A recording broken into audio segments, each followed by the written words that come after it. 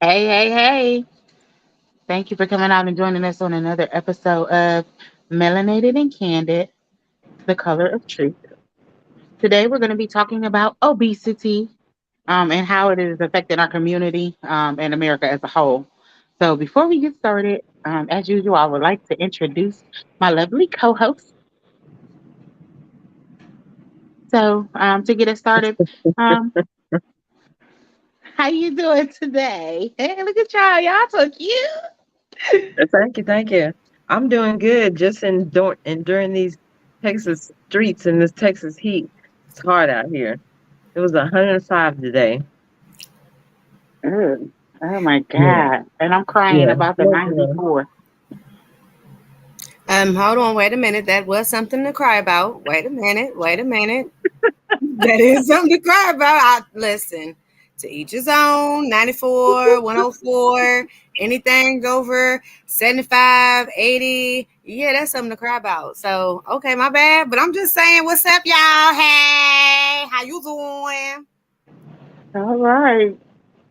We Crazy good. anything. We good. Hey, the heat don't stop everything, okay? Just me Shit, from it's walking stopping around none. outside. I don't go outside until the sun go down. I Say don't do that. it. Me in the heat? Mm-mm. No, ma'am. Oh, No, It's just ma'am. hard. I'm gonna tell you it depends.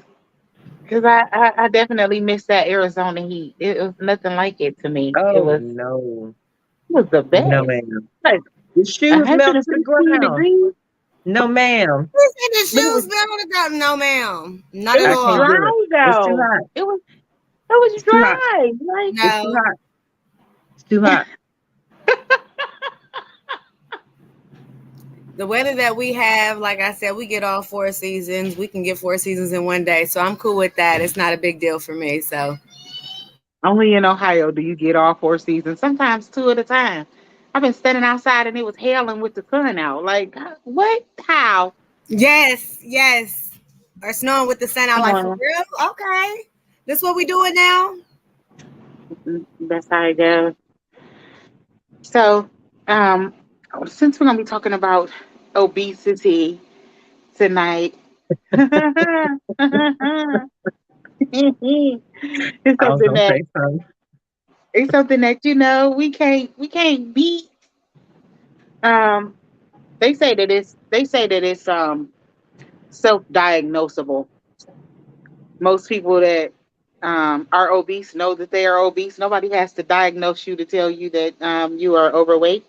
Um, they also say that it's self-treatable. So it's something that you should be able to get rid of on your own through a course of different things that we'll talk about tonight. Um, Obesity is chronic. It's something that lasts for a long time. Some people that become obese never lose the weight, so they're always obese. That's been my dilemma. Chronic I think chronic obesity. I've been obese since I was Generational like curse, obesity. I've been obese since I was like 9 years old. Okay, I was wearing a 910 in women's clothes back then. So yeah, And back in the day when they had the husky tags, that was y'all me. remember that? Here, my son an 11 husky. No, I went straight to the adult clothes. Straight to the adult clothes. I went from like a 7, 8 in kids to like a 3, 4 in women's so fast. And it just So did not stop from there. It didn't stop. yeah, I So totally understand. Totally understand. I gotta, you know how kids grow. So with that being said, yeah, you'll go from like woo 7, 8, maybe 10, 12 to like a size 10 in women. So it's like, oh yeah, forget all those other sizes. Just go to a 10 in women. You're like, whoa, wait a minute, wait a minute, wait a real minute. quick. And I used to get upset, y'all. So, Webster's dictionary defines obesity as a disorder that involves excessive body fat and increases the risk of you having health problems. They say that obesity comes from taking in more calories than you burn by exercise and normal daily activity. So basically, eating more than you actually work out or walk off or um, get rid of during the course of your excess day. And um, As in it's burning something that calories. There's some people that call it, sis. There's some people that just have high metabolism that just burn calories when you're sitting. So it's really that physical activity that we want to emphasize on. The lack of physical activity is like a number one for, obesity, especially with our children. The lack of, so them cell phones and things like that don't promote mobility. We got to slow it, push that back, go outside, exercise. I was going to ask that question. What did you think was the root cause? Because they say that there's a lot of different factors that come into play when you talk about obesity. And I think that, the like you said, the lack of mobility is definitely one of them.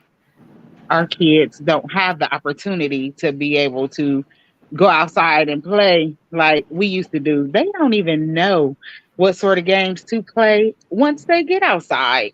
No No, some of them hopscotch. have Hold never on, heard what of you it. mean? What you mean they don't have the opportunity? Outdoors still exist.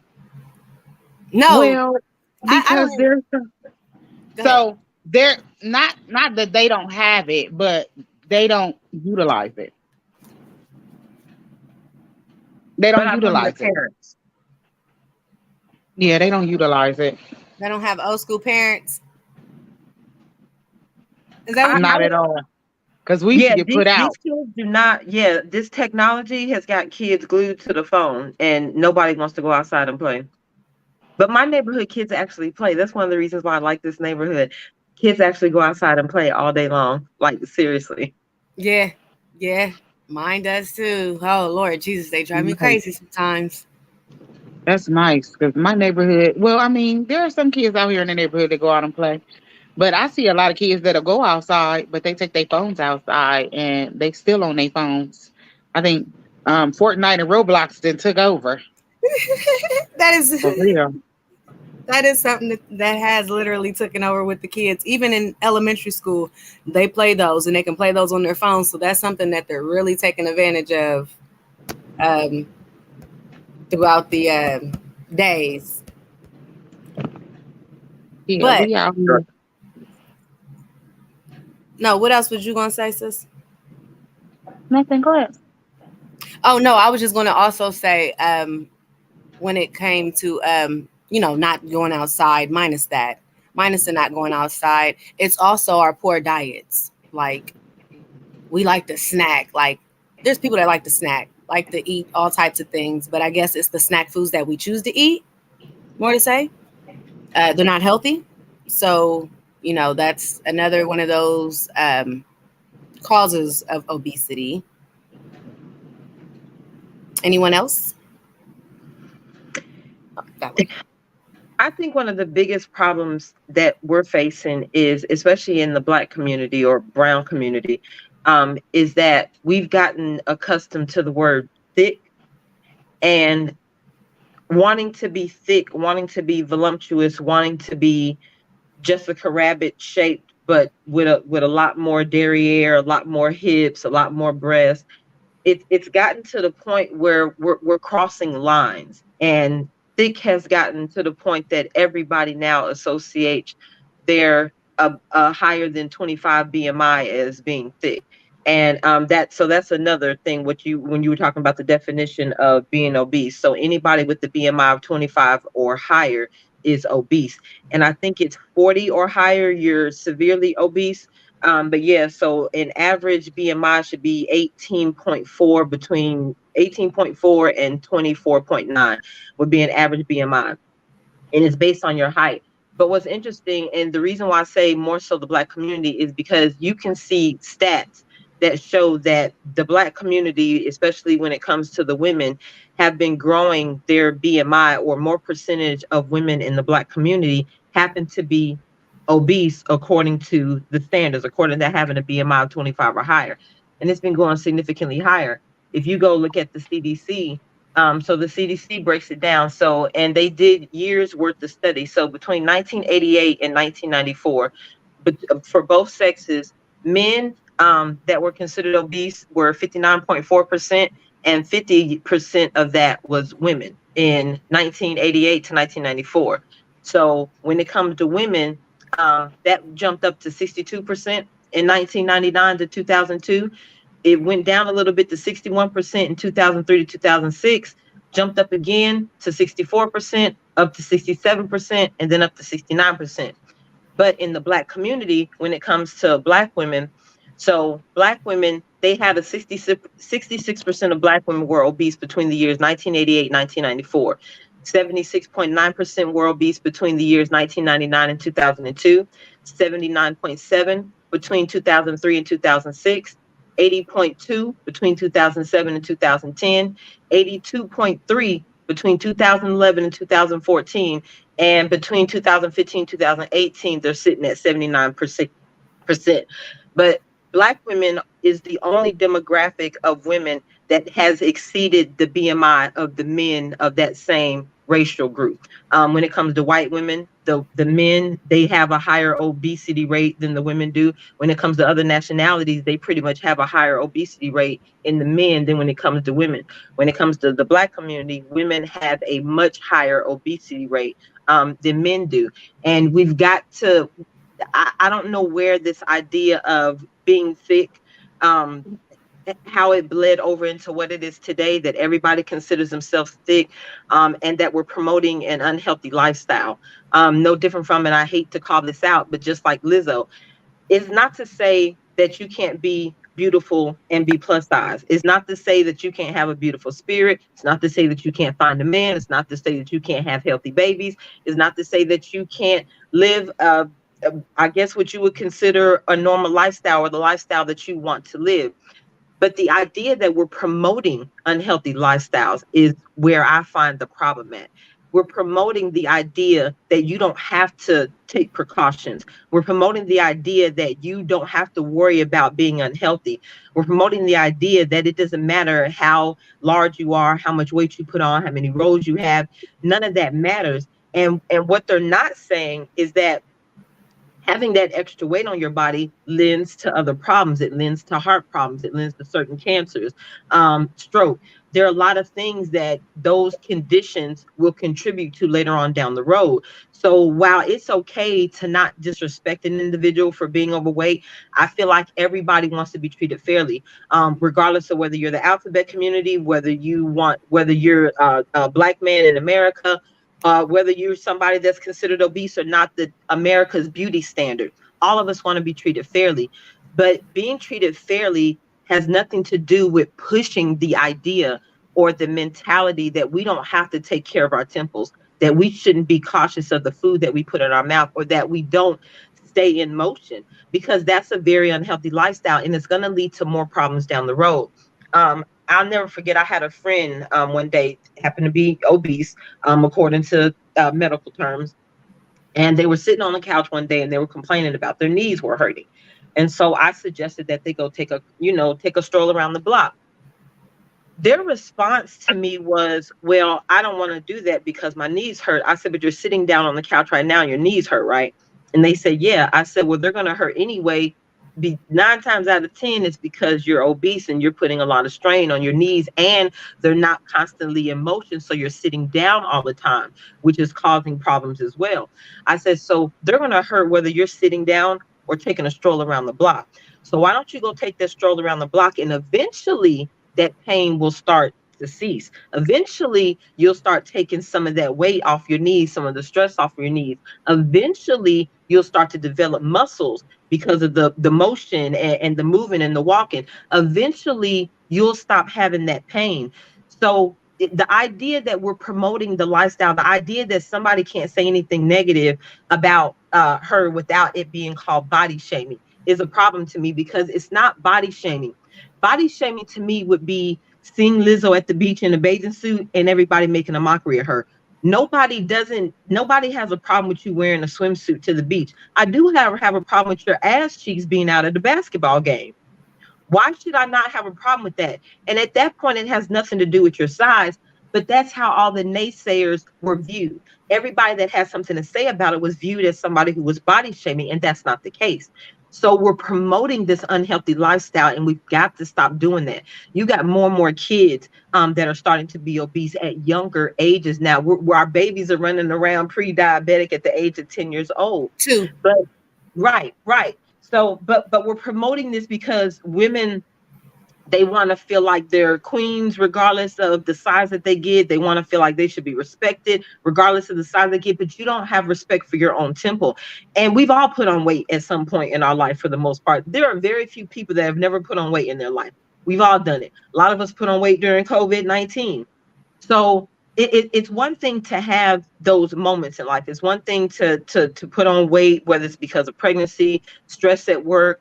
You have a more sedentary job than you used to have. You quit playing basketball because you're no longer in school anymore. So you kind of quit playing sports. A lot of things contribute to the ability to put on weight. But at some point in time, we've got to look at ourselves and say, hold up, I'm going a little bit too far. I need to do something about this. And we're not having that conversation. And because we're not having this conversation, because we're not allowed to have the conversation, everybody's accepting the fact that everyone's just a little bit bigger now. Y'all remember when they had the Sports Illustrated magazine with the plus size girl on the cover? Now, there are a lot of people saying that that's what a normal body looks like in America. And I get it. Just because that's the norm doesn't mean it's still not considered obese by those standards. Just because we as a nation decided we were going to stop pulling away from the table, or because we decided we were going to eat nothing but fast food restaurants every day of our lives, because we decided that we were going to eat soul food every single Sunday and never pull away from that, because we decided to clog our arteries up full of nothing but cholesterol, because we made those choices, it now all of a sudden everybody's just supposed to accept it, and we're not allowed to talk about the health risk about it. That's my problem with it. It's the whole women wanting to be thick, and we've taken thick way too far, and nobody being able to talk about the health risk when it comes to having additional weight on you because it's considered body shaming. So a lot of that stems not only from us not pulling away from the table and just us as a whole accepting it, because it was something that became popular in music. Exactly. You know, Yeah. they started to look at women as being thick inside of our music, and I think Drake might have been one of the first ones that made it popular. I know that Two in Live the Crew. Two Live in Crew, the long time ago. Doodle Brown, remember in all of them back in the day? They made it popular back then. But hold on, But but what was thick it in the really 90s went is not what they are considering thick today. absolutely. But let's go like back. Let's go back, because you're talking about now and what it's looking at to be now. I think sis was going to hit back on, why it is what it is now. So I'm gonna let her try to go ahead and finish that, because I've really got some things to say. So go ahead. so they talk about it in the dictionary of slang, that they created this whole dictionary, and I think that's part of the reason why African Americans are the ones that are affected so deeply by it, because it was something that we started terming as something that was positive versus something that was negative. It started out in our hip hop culture as being something that we utilized in order to be able to say, well, this girl has the bigger breast, or this girl has a bigger butt. So she's Eyes thicker. are mixed a lot. Right, exactly. That's So, what I'm saying. but they Like, don't look at it as fat, though. They don't look at it as fat. They think that, so fat is the negative connotation, and they think that thick is the positive But why can't we connotation be of honest it. about what it is? it's not about not being honest about what it Yes, is. it Let's, is. Yes, hold it on. is. Wait. Wait, Okay, I hold understand on. what you Hold said. on. I When understand you what you speak said. out, when people spoke out about Lizzo showing up at a basketball game with her ass cheeks out, everyone said that they were body shaming. So you can't speak about it if it happens to be somebody who happens to be plus size or has a BMI above 25, whatever the case may be. You can't even have the conversation anymore. Okay, honestly, even if she was Kim Kardashian or That's Beyonce the same thing or I said. I don't care if you was Halle Berry size. Even Sierra or any other female, Mariah Carey, I see that those women wouldn't wear those type of shear on the ass or so whatever, because they have, it's a time for it as in a show, and there's a time for it as in there's no show. I'm going out to be cute, but I'm not disrespecting my body as if I'm doing a show, Now I do want to go back. I just feel like if you're not at the beach or swinging around a pole, your butt cheeks should not be on display. I'm just saying. Not at all. Absolutely not at all. My thing is, when it comes to something like that, and I understand people want to say, okay, she might be a naysayer or she might be a hater, but my thought, when someone walks around like that, they're wanting attention. The negative attention has been so hard for them now that they're like, hey, it is what it is. I'm me. Now they're trying to get some type of good rise out of that attention that they're doing, that they're trying to receive. But minus that, I still want to hit back on history. Because you got to understand our food, what we're eating. And you're saying not pushing back from the table but when you have 7 or 8 or 9 kids in a household and they're hungry and, it's a big pot of spaghetti, it is what it is. They're going to town on that food, and there is no pushback because you're hungry. Many days of those are just days of getting certain types of food growing up is going to have some people bigger. Hold on. But just because you're eating spaghetti doesn't mean you have to eat. Doesn't mean you have to eat 15,000. I'm just saying it doesn't mean you have to eat 4 servings of it at one time. No, but as a kid, you're eating till you're full. But kids are burning calories. We're talking about adults that are sitting on their asses now, for the most part. Most of us are sedentary now. Yeah. True. At some point, though, the food that we're eating isn't healthy to begin with, because a lot of the stuff that we're eating nowadays, they contaminate to begin with. So in order to be able to fight obesity, we are going to have to change our eating habits all the way around, period, because they have a lot of different foods that are filled with GMO and all sorts of fats and pork sugars and stuff that is not good for us. So I think that we should start paying attention to the types of things that we are putting into our bodies, whether we young or we old, because that'll be one of the things that'll help to be able to curb that obesity as well. Not just eating 4 servings of it, because if I'm eating 4 plates of salad, you know what I mean, with the romaine lettuce, right? It's like, or with a pound of fried chicken on it. What are you eating? What are you eating? Purpose. Now that is one problem, though. Now I've heard a lot of people struggle with that because eating healthy is a costly.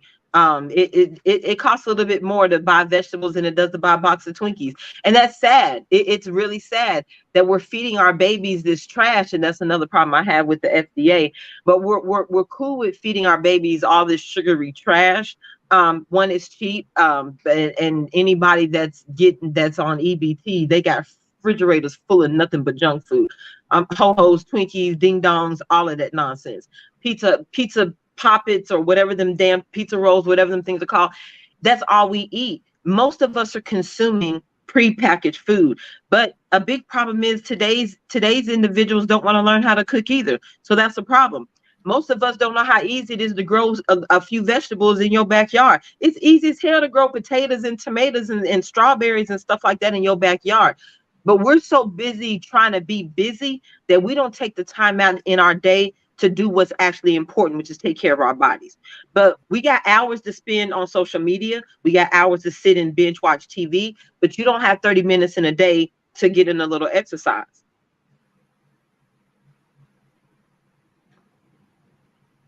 True. That's so true. A little exercise.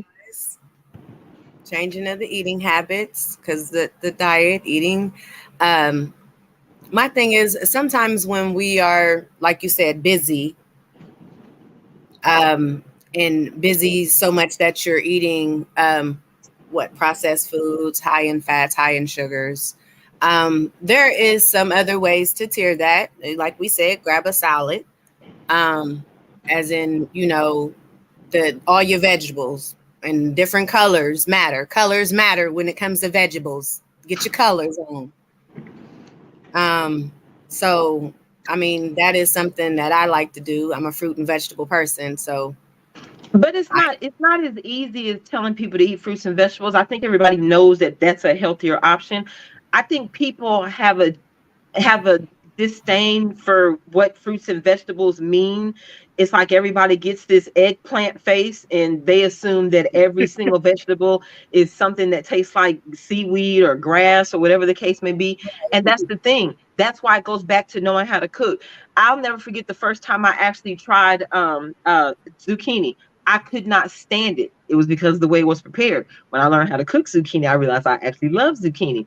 Mhm. But we've got to start taking more time and energy into taking care of our temples instead of everybody pushing for this. I just want to be thick. I just want to be thick. And the problem I have with that too is, okay, for instance, like the BBLs. So even before the BBLs, lipo was this big thing, right? So lipo, they said it was like 15 to 20% of cosmetic surgeries. The problem I had with the generation that moved towards the lipo was that everybody went to get it, but nobody was changing their lifestyle. Nobody was changing their eating habits. They weren't more energetic. They weren't doing more, engaging in more activities. They went back to the same lifestyle that they had before. And I can't tell you how many women I know that went through liposuction and turned around 2 years later and you're right back almost to the Mhm. same weight that you were, because what you didn't do was change your mentality. You didn't make a natural change. You thought because if I get skinny, I'm going to stay skinny. But that's not how that works, because you still got to put work in maintaining that body. Anybody who's naturally thin, there are some people who do have a high metabolism who just burn calories like crazy all day long. But for the most part, most of us have to work in order to maintain a certain lifestyle or physique. You have to watch what you eat. So when they promote the Lizzos of the world, it's like taking away from the people who actually have discipline in their lives, who actually watch what they put in their mouths, who actually Yeah. decide to spend 30 minutes, 45 minutes, an hour a day actually working out and keeping themselves up. It does them a disservice because that comes with discipline. And to sit on the couch and eat a bag of chips takes absolutely nothing at all, absolutely nothing. But it's like we're rewarding them. You know what I'm saying? And we can't promote an unhealthy lifestyle. I'm not saying that you can't be what you are and love who you are, be a beautiful person. I'm not saying that you can't be that. But at the same time, to walk around acting like it's some type of goals for women, to act like anybody in this situation, you don't have to make any changes for your lifestyle. You don't have to make any improvements. You don't have to do better. Everybody just has to accept you the way that you are. And while I agree with the concept of accepting people the way that they are, it doesn't Mhm. mean that you should not be working to improve yourself every day. Because if you're not trying to be a better version of yourself than you were yesterday, why the hell are you here? You should always try to be a better version of yourself. So to promote the idea that you don't have to change, everyone just has to accept you the way that you are. That's the problem that I have with it. I don't have a problem with Lizzo being larger than the average girl. I don't have a problem with Lizzo being overweight. I don't have a problem with Lizzo being obese. I don't have a problem with that. I have a problem with the promotion of it. That's what I have a problem with. I have a problem with the expectations that just because this is who you are doesn't mean that no one's allowed to speak out about it. For instance, if somebody like Lizzo approached, let's say, the guy that every girl's looking for, the 6 foot tall, six figures, six ab, right? And he shoots her down and he says, I don't date big girls, right? All of a sudden he's misogynist, he's body shaming, he's this, when he's just giving you a preference. You had a physical preference too. He had to be 6 feet tall, but nobody bashes you because of your physical preference. But the minute a man tells a woman he doesn't want to date a woman that happens to be slightly larger, all of a sudden they're body shaming, and that's not what that is. So we've gotten to a place where we can't even talk about it, so we're promoting unhealthy lifestyles to where you can't even talk to anybody about the health risk. You can't have preferences that don't include that group of individuals, and that's the problem I have with it. So, do you think that obesity starts when you're young, or do you think that it is something that you just it just happens to people? Because I hear a lot of people say that you should work on curbing the obesity as a young person, setting those good habits, setting those good goals early, teaching them how to exercise, teaching them how to get up, get out, go outside, enjoy life young. And that way, Right. when they get older, they'll already have that mindset and already be in a frame of mind to where it's just something that comes natural to them. So, do you think that setting those type of things expectations early is better, or is it something that older people can work on right now? I think everyone can work on it, but I do think it starts young because, like I said, you got more and more children that are showing signs of obesity at the age of 2, 3, 5, 10 years old. So yes, and people learn if we're products of our environment. How is a child spending the first 18 years of their life in a household with parents that don't live a healthy lifestyle? All their kids eat is junk and McDonald's every single day because mom doesn't want to cook and dad is working all day long, or whatever your household dynamic is. How is this person gonna be 20 years old and then make that life altering decision? Not to say that it can't happen, but more often than not, you're a product of your environment. So you've got to start that at a young age and not just living a healthy lifestyle so that they have a vision of a healthy lifestyle, but explaining to them the importance of maintaining that healthy lifestyle. When I started putting on weight is after high school, when I stopped playing basketball. Not playing basketball made a difference because I was burning so many calories playing basketball. I didn't change my eating habits. I just stopped playing basketball. And there started the weight gain. But at some point in time, I looked in the mirror and said, hold up, this is not where I want to be. We gotta draw this back. The problem is nobody is looking in the mirror and saying, hey, I need to pull back because nobody's allowed to check you. Sure. And then I think there's one big thing too that we tend to overlook, whether we're young or we're old, and that would be sleep. A lot of times they say that people who don't get enough sleep, whether they're young or they're old, it causes you to gain more weight. You spend more time awake. Your body usually breaks down. It usually breaks down and stops um, when you're sleeping. So if you're not getting the proper amount of rest, the bed is uncomfortable. You don't have enough pillows, whatever that is. If you don't have a regular sleep routine, a schedule, a bedtime ritual, all of those things count towards helping you to be able to curb obesity to an extent. Now, I'm not saying everybody just go to sleep and you're gonna wake up and be skinny, or if you just don't do any of these other things and you just go to sleep and sleep, that you gonna lose weight automatically, or it's gonna help you to be able to not gain weight. What I'm saying is it just needs to be an important part of that routine that you have when it comes to curbing obesity. Do y'all think that sleep is important? Well, I was I definitely do. going Go ahead, Nisi. no, I was just going to say, yes, I do agree with you in regards to sleep, but it's in regards of eating and sleeping. Like eating before you go to sleep, that's not going to help you. So there's a certain time where you have to cut off of eating um, before you actually go to sleep or preparing yourself to go to sleep. There's a lot of people that like to stay up, so they will eat to stay up, or don't want to go to sleep, so they'll eat. A lot of people find comfort in eating. So sad, mad, Find a uh, hobby. I sad, mad, recommend find glad, I whatever. recommend finding a hobby. They want to eat. That's something like, oh, let's go out to eat. Oh, we did this. Let's go out to eat, or let's go out to eat. It's let's go get some food. Let's go get some food. So that's like Oh, also but one you of know their what? triggers.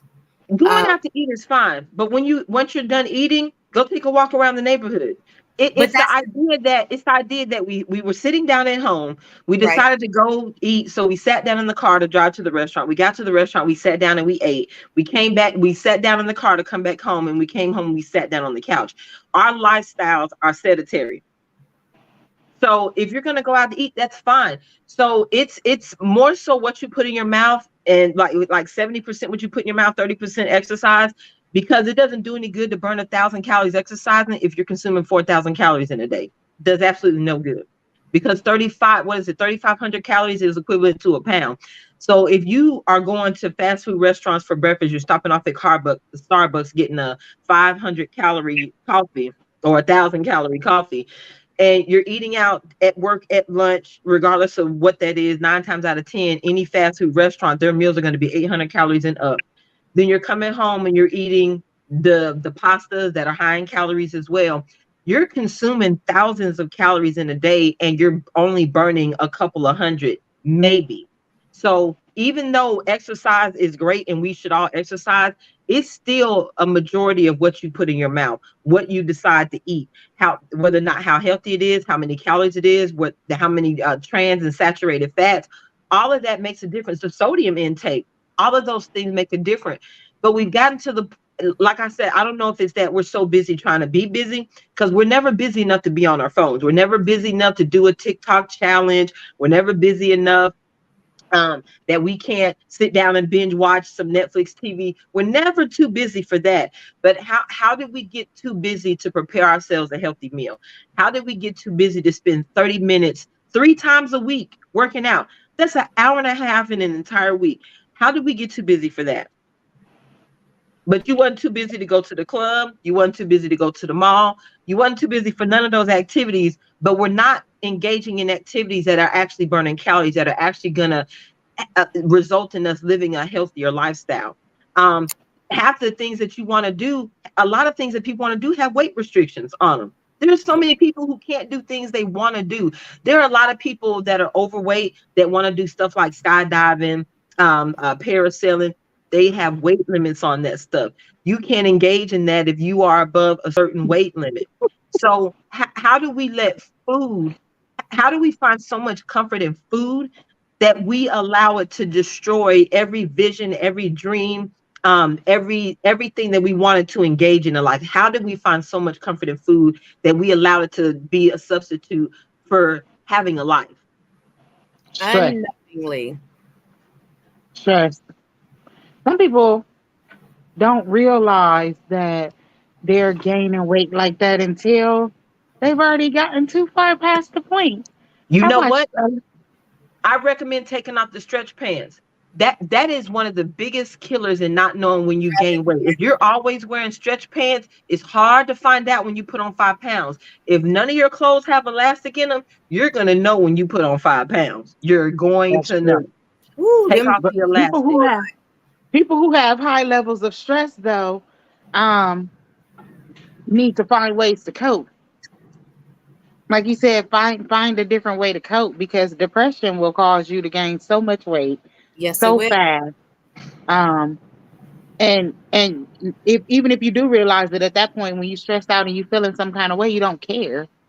And then by the time you do care or realize, it's too late. Like you didn't gain so much weight that it feels like it's too hard. It's never ending. You're never gonna be able to get out of that cycle of gaining weight. It's became So the I silent think that killer. yeah, I think that stress has a lot to do with it too. And in our society that we live in now, stress is big in everything. There's so much stuff going on. When it came to C-19, it started out, people were stuck in their houses. Like you said, people started gaining all of this weight, um, being stressed out, being frustrated. People couldn't see their loved ones. They started getting depressed. So Oh, they, that was they their started fault. gaining weight. People was in domestic situations, and the abuse started up and it got really, really bad. And that caused people to stress and overeat, not being able to get out and get food that you needed to be able to survive made it hard. It just, I mean, people could come up with different But and you know what? excuses. You're right about all that, but it's not like COVID is when we started getting obese. No, So no, not at even though all. we put on I'm weight just during thinking COVID, about, this is stress, period. right. Because I know a lot of people that ended up gaining weight during COVID, just Yeah, a lot because of of the people stress, did. put on 20, 30 pounds real quick, just from the stress of it. And COVID is not the only stressor. Shoot, we got inflation, the economy is messed up. Um, People don't even have clean water to drink. It's a lot of things that go on. You know what I mean? That cause people to just be stressed out. So if that's the situation and that's the case, I think that people need to look at other ways to be able to cope with that part of it, because coping with the stress itself, not being able to, being afraid to go to counseling and get some help or talk to somebody, those things will help you too. And also the exercise will help you to be able to take your mind off of it and help you to be able to create a healthy routine so that you can get over some of that stress, and that'll help you to be able to lose weight as well. Yeah, I feel you on that. But we still need to learn how to push back from the table because I'm sorry, people Portion use size. people use all those other things as an excuse to not pull away from the table. They use Portion depression as an excuse to eat a gallon of ice cream in one setting. They use those as excuses. And like I said, first of all, we all need to find hobbies. But in order to deal with your stresses in life, you've got to deal with you first. You got to realize what makes you stressed, and you got to, first of all, if it's people, you need to eliminate those people from your life and be done with that.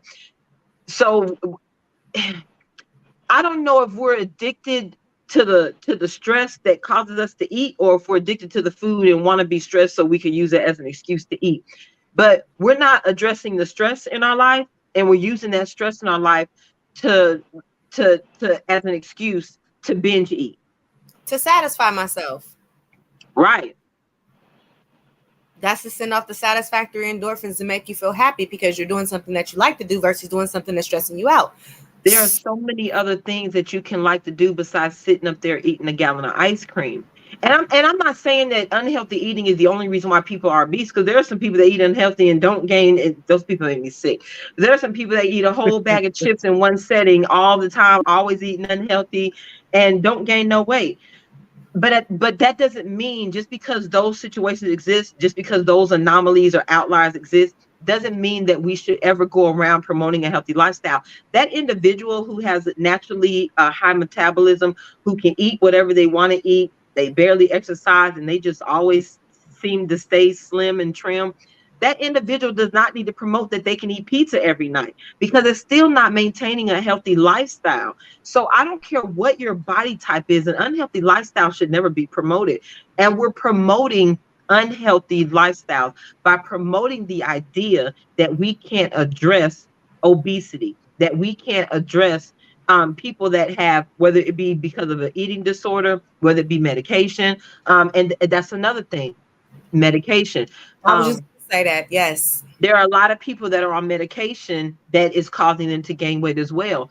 But Mhm. a lot of the things that we take medication for can be resolved by taking better care of your temples. A lot of things we take medicine for. So you've got to start. That's no different for me. I've got asthma. So I've been on a lot of asthma medicine my whole life. Well, and most asthma medicine contains steroids. Right. But one year I decided, I said, you know what? I'm going to wean myself off of all this, because I'm not going to be taking steroids for the rest of my life. I absolutely refuse to do that. So I decided to adopt a healthier lifestyle. I decided to spend more time outside, walking, jogging, things of that nature, building up my lungs, things of that nature, so I would need it less. Because when I was playing basketball, I didn't have that problem. I had asthma when I played basketball, but it didn't interfere with me because I was accustomed to my heart racing all the time. I was accustomed to the panting, the heavy breathing, the running up and down the court. So when I decided to start back walking and jogging, that I haven't had an asthma attack in years, and I weaned myself of all my medication. So a lot of the things that we take medicine for that contributes to our weight gain can be resolved with adopting a healthier lifestyle, but we don't want to talk about that. It's true. It's like we don't want to be accountable. It's like we want to be able to engage in all the sins and all the gluttony, just every consumer thought that we have, and nobody be punished for it. Nobody, it never be frowned upon. But why should you making a lifetime of bad decisions not be frowned upon? Why should anybody not be able to discuss the impacts of that? Even if not directed at you as an individual, because you live the life you want to live. But when it becomes to a point where this is being something that you're seeing a trend, an upward trend in obesity rates, and now a trend in children having obesity, at what point in time do you not address this issue?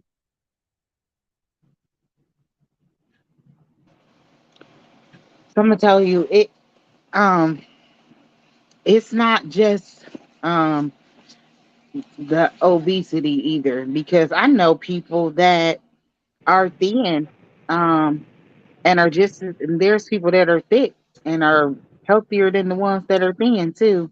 True. So making all of these changes in your lifestyle will help you all the way around, whether you're um a bigger or smaller. We all need to set some sort of boundaries for ourselves and for our lives. Just because you're thin does not mean that you should be eating a pack of Oreos a day either. Right. 'Cause Thin doesn't necessarily thin, make you healthy. yes, No, and it thin doesn't. people It get doesn't. diabetes I I just know want a like lot thick of people do. all my skinny peoples out here. Hear me now. Hear me. Skinny does not, just because you skinny or just because you're thin, just because when you had kids you snapped back or your body didn't, blowed out and didn't keep all the weight that you had. It's not. right. It ain't because, I mean, you're not healthy. You can be unhealthy and still be skinny. You can be unhealthy and still be Or a you could just be out of shape. You could pounds just be out of shape, have no Yeah, muscle, exactly. right, no No muscle muscle mass. development. Right. You Because have no there's some muscle skinny girls mass. I You just, I can you I know, can draw fat. circles around.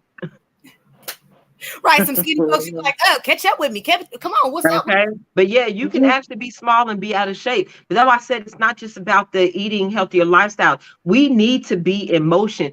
You were not made to just sit in the same position for hours on end in a day. And so with the COVID issue, you have so many people working from home, or anybody that has an office job anyway. I have a desk job. So that's why I have to make sure that I take time out of my day to get exercise in. Matter of fact, anybody who has a desk job, bring a yoga mat to your office with you. Get in a plank every once in a while. Do something to help you burn some calories, help you build some muscle. Just be a little bit more focused. Those little bitty things right there will help you make better choices when it comes to eating, because you're not going to want to put all that work in just to see it all go down the drain. But those are a lot of little bitty things that we can do. You could do a 2-minute plank while you're at work in between a meeting or whatever the case may be. Get your heart racing, do a couple of jumping jacks while you're sitting in your office. But we're just sitting down all day long, and nobody is responsible for anything. And everybody's just supposed to be okay with it. I'm just supposed to be okay with watching obesity numbers climb and climb and climb. And don't get me wrong, your life doesn't impact mine. But why is this not a national issue? Why is this not a crisis? Why is this something that we can't address? Why is it to the point where, like I say, anybody who's talking about it, your body shaming, you're doing all these things? How do we expect it to get under control if we're not allowed to have the conversation?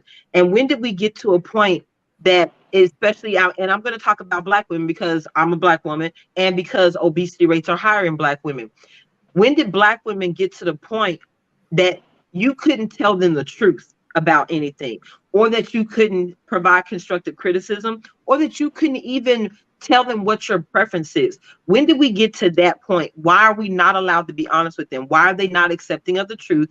And when are we going to take a real look in the mirror at what we're doing to ourselves, and allow that constructive criticism to come into play? Allow people to tell you when you're doing wrong.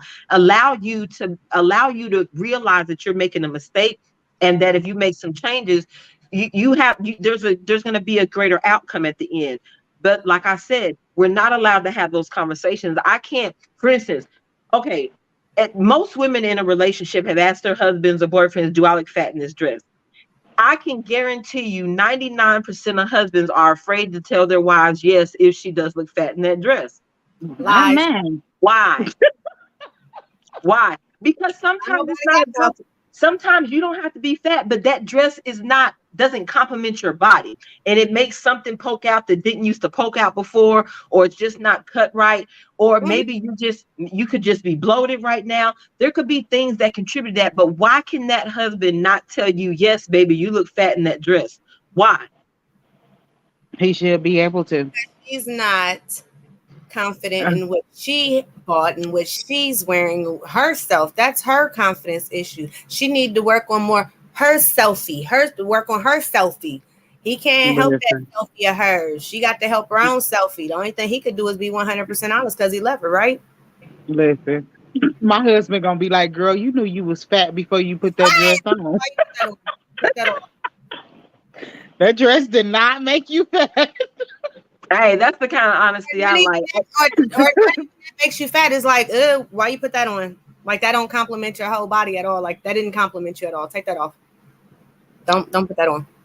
Listen. Oh, you know what? I just thought about because we talked about eating, and we talked about weight loss and exercise, but what about that thing that we talk about all the time when we not online that I do all the time? D always talking about me drinking them calories. Oh yeah, that's one thing I stopped doing. I stopped drinking my calories. So 95% of the time, even if I go out to eat, I'm drinking water. 95% of the time, that's my beverage of choice.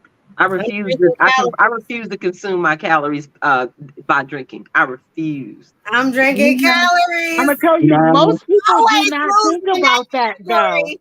Right. Most people don't think about that. They don't think about, oh, I'm drinking this tea, I'm drinking this juice, I'm drinking this soda, and it's contributing to my weight gain. They think about the food, Right. right? But Yeah, I do not drink my if you drinking calories. 4 cans of soda every day or two 20-ounce sodas every day, I you got add 150 calories. essentially 3 to 5 pounds a year automatically just because you decided that you want to drink some soda. Right. So I Sweet That. think that tea. that's another Sweet thing. tea. Sweet tea is a Ooh, lot that of McDonald's calories. tea. Ooh, y'all know it's Okay. good. It's so good. It's Going about down. 400 calories in a cup. Well, that's why Lipton iced tea changed theirs. They for Pure Life, they changed theirs. They definitely on their extra sweet tea. They said it was too much sweetness, so they definitely cut it down. I mean, that's one of my favorite sweet teas to How drink. is diet sweet So tea? Okay, yeah, we're not promoting the sugar teas. no, I'm not promoting Yeah. it, but I'm just saying like that was one of my favorite ones to drink. So And you she was know, on it like, yeah, so you guys, if you're gonna drink some extra sweet, don't Right. drink that either. You're Don't right. drink that. Because I used to like I'm the still struggling Arizona. with my Pepsi kick, y'all. Right. I used to like the Arizona sweet teas. But one day I decided I was no longer going to drink my calories. So one day I put sodas down, I put teas down. I'll still drink green tea, but I'll drink tea with no sugar, so that don't bother me. But I put all that nonsense down. And I probably have coffee probably 5 times a year in the wintertime. But yeah, I ooh, gotta I have refuse to coffee every day. drink I'm my addicted. calories. I'm gonna drink some sugar-free creamer and suck down my coffee. Okay, I ain't gonna put no sugar in it, but I'm gonna need the coffee every day or the headache don't come. I'm just saying, Caffeine, yes. So it's a I have struggle. my yeah as well. Y'all know I'm addicted to my Pepsi, They got my chips. vitamins for that, ma'am. They got vitamins for that. The For what? caffeine. Yeah, I'm not The saying it has to necessarily be caffeine, but they got vitamins for that. Vitamins for what um, Because damn. I still think you should watch your caffeine intake, but they got I vitamins for do. that. Oh, I do. I only drink. Well, so I used to drink a lot. I'm gonna tell you, I used to drink a lot. I used to drink 2 cups of coffee and 2 liters of Mountain Dew every day, sucking them down, liquid after, and I drunk water, and I drunk juice. What? I didn't. I wouldn't even have to eat no food if I could just drink everything all day. Just drink, drink, drink all day. No, ma'am. So No, ma'am. yeah, so it's a real thing. But I went from drinking all of that to 1 to 2 cups a day. And I don't drink because I used to drink a lot of sugary stuff. I don't drink the sugary drinks anymore as much. I've changed my lifestyle, and it's true, it does work. So I started losing weight. I drink more water than I used to drink, so I've substituted the sugary drinks that I was drinking and added some more water to my diet. And yeah, it really does work. So definitely want to look out for those drinks because I was an advocate for the liquids. Right. But you know what though? A lot of that also comes from knowing why you crave certain foods or why you want certain foods. So I'm a sugarholic. But I had to come to the realization that I like the taste of sugar and to not eat it for fulfillment. So instead of eating cake for dinner, I would now take a slice of cake, and a slice of cake will last me all week because I just want to bite, because I literally just want to taste it. So learning who you are, you don't have to give up everything. That, I think that's one of the biggest failures you can set yourself up for, is saying I'm just going to cut all this out, because that takes a lot of growth. You can't just cold turkey everything like that. It takes a strong individual to do that. But when you realize why you like certain things, or what habits you engage in, or what moments in your life make you want to eat a gallon of ice cream, and you work on those moments, that in itself will help you reduce why you eat the amount of time you spend eating those things, or how much you take in at one point in time. Because like I said, I'm never going to give up sugar totally. I'm not going to, because me doing that is going to make me just want to crave it, and then I go bananas. So I just had to realize that when I want something sweet, I literally can eat one Oreo and be done with it. I can literally eat a bite of cake and be done with it. I can eat a chocolate chip cookie and be done with that. But a Girl, lot of people are going to girl. sit here. Right. You got people that are going to eat 10 Oreos at a time. They're going to eat a quarter of a cake or a third of a cake in a setting. I know people that sit there and eat a whole sweet potato pie, one whole sweet potato pie in one setting. Like, I know people who can do that. That's my So, problem. but you got to know, you have to know who you are. If there are foods that you struggle with giving up, like pastas, starches, things of that nature, you just have to moderate in how you eat those things. You don't have to give them up cold turkey, but you've got to learn how to moderate. Like when I said I gave up drinks, 95% of what I consume is water. I have one Pepsi a year. I actually loved Pepsi. I just stopped drinking Pepsis all the time, and now I drink one once a year, literally one soda a year. So you can have the things that you like.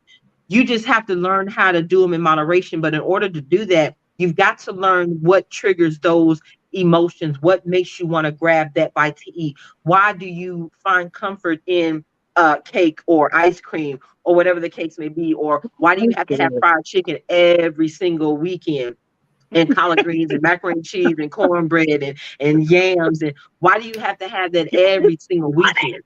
I have don't Oh, you know what? And I love soul food. I'm a Southern girl. I love soul food, but I'm really good with having soul food twice a year, Thanksgiving and Christmas. I'm good with that. I'm good with that being my only soul I'm food no, all year long. That's the only time I eat greens. The only time I eat yams. That's the only time I eat all of that stuff is on Thanksgiving or Christmas. So, like I said, you can still enjoy those things. You just have to learn how to enjoy them in moderation, and you have to know who you are. You have to know what makes you tick. You have to know what drives those behaviors. But you've also got to get up and be a little bit mobile too. But most importantly, you got to be honest with yourself. You got to be able to look in the mirror and see an honest reflection of what you are. You can love yourself. It doesn't mean being dishonest. You can think that you are the most beautiful person on the planet. Everybody should love themselves.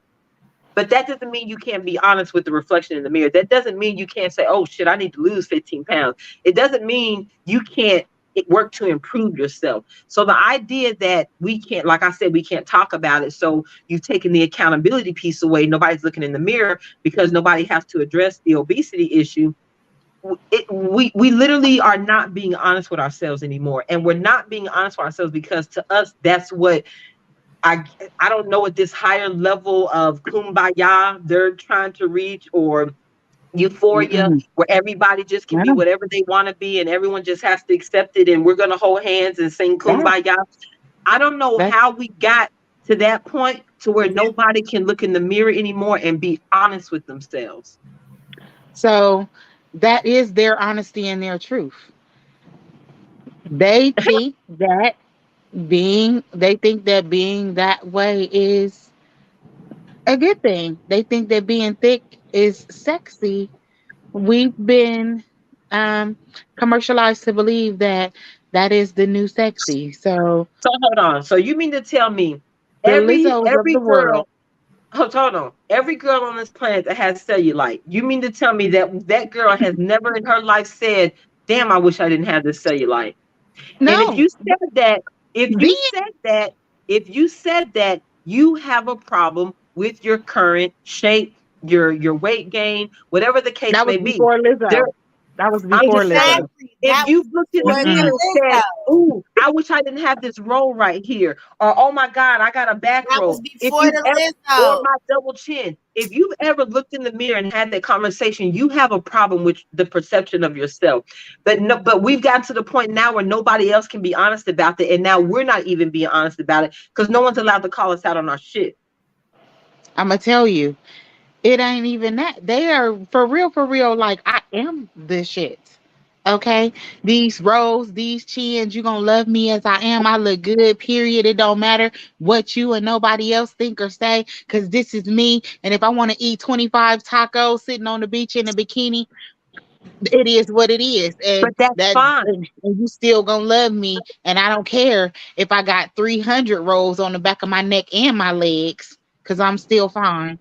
With Period. The high blood problem pressure, is, it's fine for you so to many think that, but you consequences. can't get an attitude when nobody else finds that attractive. That's the problem. If you're comfortable, if you're comfortable being who you are, you're 100% cool with it. You looking like what's Rasputia? You look Absolutely. like Rasputia. You 100% okay with it. That's fine and dandy. What you can't do is hold everybody else to that same standard. The next person you meet doesn't have to be comfortable with that. The next person you meet doesn't have to not promote a healthy lifestyle. The next Mhm. person you meet doesn't have to want to date somebody that has 300 roles. The next person you meet doesn't have to want to date somebody who's obese. So it's fine that you feel like that. But we've gotten to the point that no one is allowed to have a negative feeling about that.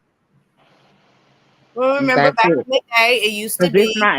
it's not negative. It's Yeah, all exactly. good. Back in the day, it was. Remember, skinny people picked on bigger people Oh, back in the day all the time. So now all of a sudden, it's like, hey, I'm out here, and all so the what? Now what? What you gonna say? I slapped you, skinny. Go eat a 2 piece and a biscuit. Now what? So you know what I'm saying? A lot of people like he just exactly one six Right. pack.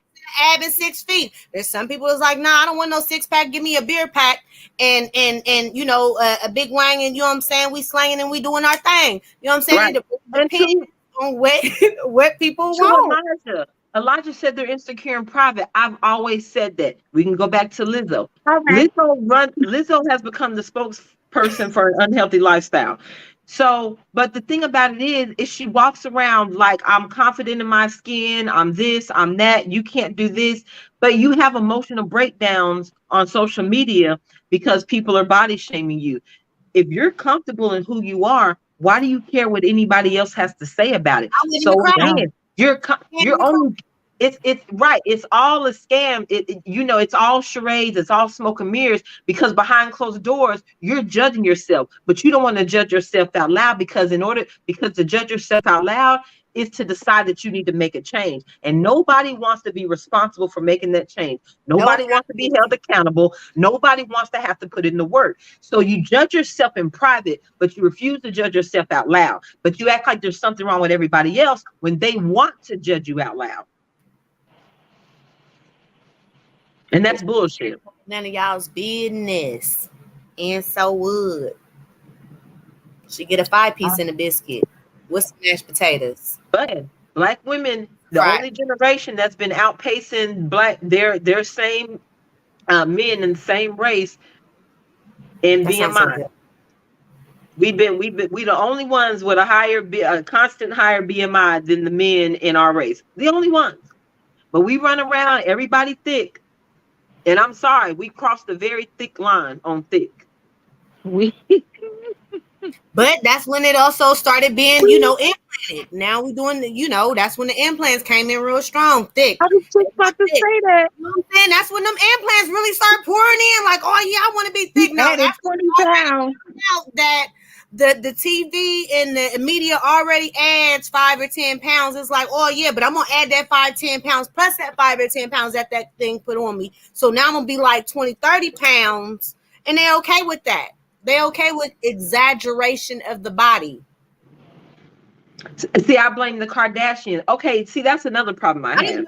I blame a lot of people. I don't blame. Hey, I just don't blame Kim But Kardashian. most people want a lot of these got that idea because they want the Kardashian body. Listen, before Kim Kardashian, remember the body? Hold on. My problem with the Kardashians is, everybody had the issue with Kanye having his little mental breakdown on social media.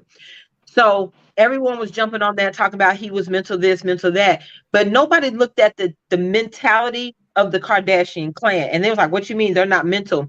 And I said, have you ever considered, okay, what is bulimia? What are those? Those are eating disorders, right? That stem from a negative perception of your body image, correct? Is that not classified in some form of temporary mental illness, correct? Yes. So it is mental illness. So when you have an entire household of individuals, from the mama and the daddy, all the way down to all the children, the entire household has been physically augmented, whether they've added things, plumped things, reduced things, cut off things, cut open things, regardless of what they did, the entire household has been physically augmented. If that's not a silent version of body shaming, I don't know what the hell is. But everybody running around like they the bee's knees. That's body goals. How? The fact that an entire household of individuals was not satisfied with their look to the point that the entire household got physically augmented, you don't think that's some form of mental illness? All of them, even the ones that was under the age of 18, got augmented before they even turned 18. They got augmented. Yep. I'm over here like, dang, cut off, added on. Right. They did. But remember back in the day, like even before, that's what I was saying, even before the Kim, there was, remember Buffy? They was like, oh yeah, her body is so fake. Da, da, da, da, da. Everybody wanted the ludicrous. I forgot about Buffy the body. But she was before the Kim Kardashian. People looked at her as a video vixen. Remember the video vixens back in the day? You had all them. They were body augmented. But Kim made it popular though. Kim made it popular. And see, that's the thing. You got everybody running around getting these BBLs, and so all you're really doing is transferring fat. So we've gotten to the point where we're so stuck on the word thick that we think carrying around 20 pounds of fat on our hind parts as opposed to 20 pounds of fat on our chest or on our stomach is a better option. It's still 20 pounds of fat, right? And gravity takes place no matter where it's at. So you have a lot of physical activity to do. Don't sit on it because it's gonna spread. Don't you know what I'm saying? You got a lot of things that you have to do. Yeah, you still gotta keep those up because it's a transfer of fat. It's still fat. You still have to keep that up. You still have to work out. So, but okay, so everybody who got a BBL, is that not some form of them one day looking in the mirror, not being happy with their body? And because it's a BBL means they're transferring fat from one part of your body to another. So that means there's a part of your body that had excess fat that you weren't happy with. Because even if you just wanted a larger behind, if you didn't have excess fat on your body, you can't transfer fat from a BBL. So there was a part of you that decided you didn't want the fat in your stomach. You rather have it in your hind parts. But again, that same individual's not changing their eating habits. They're not adopting a healthier lifestyle or more mobile lifestyle. They just decided to go get the BBL. And because now all of a sudden I'm wearing a faja and I look like a dime in a dress, that I don't have to work on me anymore. I don't have to put in the effort to maintain a particular look. And to me, that doesn't make sense. If BBLs are so popular, how can body transformation be popular? We can't talk about obesity. How do those go together? They don't. Oh, I mean, some of these people not even transferring fat though. Some of these people is pumping foreign objects into their body, trying to obtain the same thing. and don't have the ability to be able to maintain it. Like some of these people was putting unhealthy stuff just traveling all over their body or exploding and blowing up and causing them to look real, real sick. Mm-hmm. Some of that stuff is just not, I mean, It's we deadly. going out of our way at this point in order to be able to be something that we not. Right. To When a have a high couple crunches, BMI. Y'all paying tens of thousands of dollars to have a high BMI. I don't understand. I Which don't leads understand. mm-mm. to so many other causes. I mean, so many other life-threatening causes. So And matter of fact, you know that BBLs have the highest mortality rate when it comes to cosmetic surgery. More people are not surviving. Yeah, they have the highest mortality rate when it comes to BBL of I all cosmetic procedures. But y'all because keep running down there Jesus. instead of working on your temples, instead of having a little bit of discipline. Don't get me wrong. The struggle is real. If you've been eating collard greens and pig feet all your life, it's gonna be hard to put that pork chop down. I understand, but that's why you do it in moderation. You cut a little things out. You replace the butter with olive oil. You replace this with that. You make slow changes in life, but to do absolutely nothing but except now that we got all this PPP loans, I'm gonna go down to Dr. Miami and I'm gonna have the fat sucked out of my stomach. But again, you haven't changed a lifestyle. You're still going back home to eat the same cheeseburger you was eating before you got the BBL. Or wow, yes, that's it. I was Yes, that is it. Good one. I done seen some ones with them little skinny stick legs and big booties or big boobies and like what in the world do y'all pay attention to the stuff that these people are doing to y'all? Y'all just like, oh yeah, just give it to me. It is But definitely that's true though. They want a better body, but they don't want to have to work for it. And don't get me wrong, there are some women that are just not don't have the derrieres that some people may have. I mean, that's just that's why they genetics. got That's just booty how that pads. works. Blame your parents. So I get it. No amount of working out or exercise is going to get you the ass that you want. You know, some people just aren't shaped like that. Some people don't have hips. I get that. But it's the idea, like I said, the BBL is a transfer of fat. So there was still fat in one place that you moved from here to over here.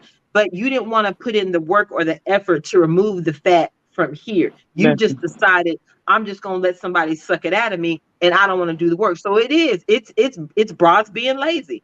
They don't want to put in Well, work, but they want you to put in work trying to pursue them now that they look like the chick that they think you chasing. Say that. I'm gonna tell you though. So that is funny. I mean, I thought about even those who were once really obese, um, lost weight, and then had the ability to be able to go and get the stomach bands or get the surgery that allows you to You mean the be lap able to. band or whatever? Yeah. Hmm. When they And And it take allows you to what be they be able to I take think they the. be clamping your stomach or something They like that. clamp your stomach off. Yep. So even You if you know, don't take it and move it from one place to another, you take it and cut it down. I've seen a lot of those people end up um, going back to being obese as well because they don't change their lifestyle. So it all begins with making changes in yourself with the lifestyle changes versus just thinking you got a quick fix and then that's gonna be it. right? You And cannot. you know there are You natural ways cannot. to achieve that. So when they do Couple the stomach clamping, crunches, all they're squats. doing is making your stomach smaller so that you get full faster. So they're basically reducing the amount of calories you can take in. That's all they're doing. They which is clamp your funny stomach. was able to do that a So, long but time ago. but hold on. But you can do that yourself if you learn how to push back from the table. If you start taking in smaller portions, so there are a couple of tricks that you can actually do. So one, drink a full glass of water before you start to eat. It'll help you feel full faster. But two, and something that most people don't do, every bite of food that you put in your mouth, if you chew it 20 times, you'd be surprised at how much food you have left on your plate. First of all, chewing your food like that is going to be better digestion because a lot of the things we eat, we weren't designed to eat. So like a steak, a lot of us love a steak, but our bodies weren't made to for steaks to have to digest as long as they do in our bodies, and steaks take a long time to digest. So the more you chew your food, the easier of a time your body has digesting it, which means you'll be more regular in using the bathroom. The reason why babies shit so much is because their intestines are healthy. For every meal they take in, they take a dump. When you become an adult, for every meal you take in, you should be taking a dump. And if you're not, that means your intestines are not healthy. That means you're eating food that is taking too long to process. So chewing your food 20 times before you swallow or before you take that next bite, not only is it better on your digestive system, but your body will also resonate that you're fuller before you get to finish that plate, because you get full a lot faster than you realize. But because we're scarfing down food, we don't think we're full until we're finished eating. But if you slow down eating, you'll be surprised how much food is actually left on that plate if you just slow down when you're eating. Mm-hmm. Mm. Yeah. Agree. So true. So true. All of these different things that we talked about. Woo, different ways in which you can help to get rid of the obesity. Like we said, it's not about you not loving yourself. It's not about you not caring about yourself, but you definitely want to make sure that you're healthy. That's first and foremost. That's the most important thing. Because, like they say, health is wealth, and it's something that we take for granted a lot of times until it's too late. We don't think about getting diabetes. We don't think about obesity as it relates to heart disease, and that's something Until you that's get killing us, especially in our community. And you didn't had a heart attack or you didn't had a stroke, and then they come to you and tell you it's because you. We've been telling you you was obese and you did nothing about it. So um, just please, y'all, work on yourself. That's all I'm right. saying. Work on yourself. Nah, we ain't trying to do that though. We don't want to be accountable, and that's the problem. So we're justifying we're justifying the lack of accountability by forcing everybody to accept the fact that most of us are obese now. Over 50% of the American population is obese, and closer. That doesn't make any sense. How did we get to this point? And why is it supposed to be okay? And like I said, very you're not gonna find me 100 obese people and all 100 of them never looked in the mirror and said, "Oh, I wish I didn't have this role. Oh, I wish I could wear that. Oh, I wish I could wear that bikini. Oh, I wish I had the body for that. Oh, I wish I could go skiing. I wish I could do this." But you're not gonna find 100. You're not gonna find those individuals that didn't at one point in time wish they could do something that their physical inability didn't not allow them to do. So At if that that's the time, case, you ain't thinking about it. but they are thinking about it. It's just that I'm not allowed to say anything to you about it. I'm not allowed to criticize you for sitting on your ass not doing anything. No, you gotta like me for me. And so what? Your feelings and what you got to say about me or thinking about me and my body don't matter. It's I'm here in front of you. So you like me, yay. You like me, don't? Okay. But you can't talk about what I look like But and those how kind of I people look. need accountable friends. They need people that are going to help hold them accountable. I like an accountability partner. I like because Hmm. we're human. We make mistakes. We slip. We fall. Sometimes we just want to indulge in our sins. Sometimes we just want fucking. I'm gonna eat that cheesecake. Sometimes that happens. I like an accountability partner. When you can't have an accountability partner, that's a problem. When you can't have somebody that can be honest with you, that is a problem. No accountability. They don't want a That's partner. true. They want a yes. They want minions. There you go. Minions. Yesums. That's one of the key things in being accountable for yourself and helping to lose that weight, though. That accountability partner is key. Also, we have apps in life for everything else. I did not used to be a big app person. A lot of times I'm still not. There's a lot of things I will not download to my phone just because I don't want all the extra stuff on my phone. I prefer to take selfies or take pictures of other things, kids and things of that sort. Um, but apps help, they work. So get you an app that you can utilize. People have those fancy watches. They count steps. Make sure you get in Right. your 10,000 steps a day. Matter of fact, I use my Get up and fitness walk pal. around. I use my fitness pal.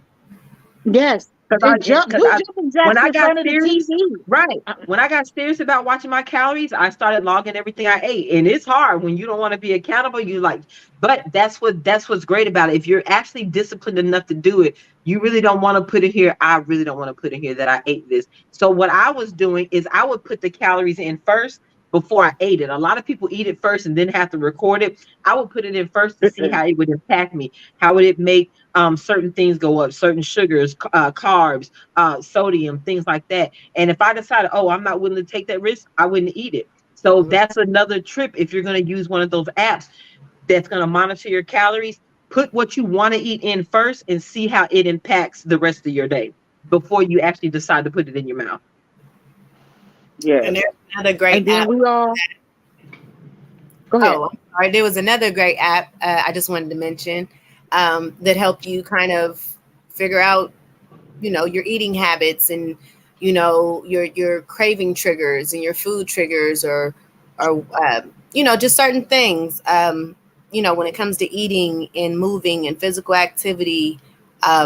So there's a lot of different apps. I know there's another app that tells you when to get up, when to start doing physical activity. Like, oh, you've been sitting for 2 hours. Ding, do some physical activity. So it'll suggest like, you know, do XYZ steps, and it'll show you as you're doing it. It'll like keep track of it for you. And it'll say, well, do some jumping jacks, and it'll tell you your heart rate needs to be up here. So there's so many apps that can just guide you through, whether it's mental, you mentally preparing yourself for, not necessarily dieting, just living a healthy healthy lifestyle.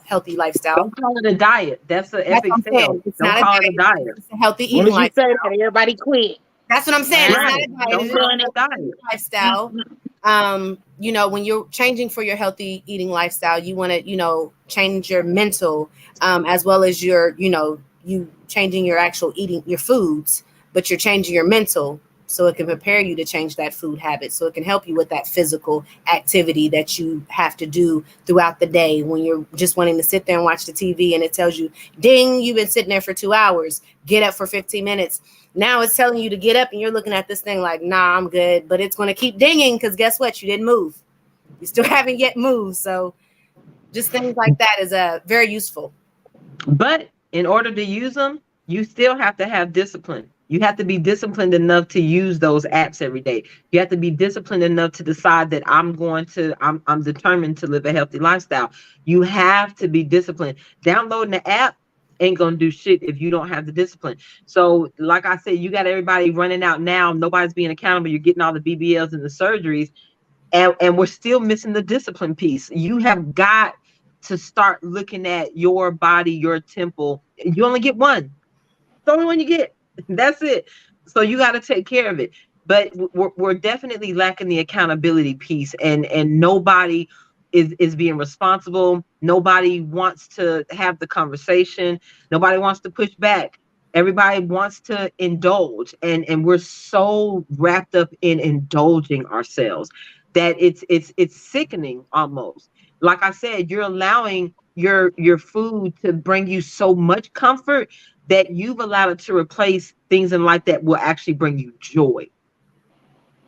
And that's a problem when you can't do the things you want to do, when you can't wear the things you want to wear, or when you're constantly going to the doctor, you're on medication for this, medication for that.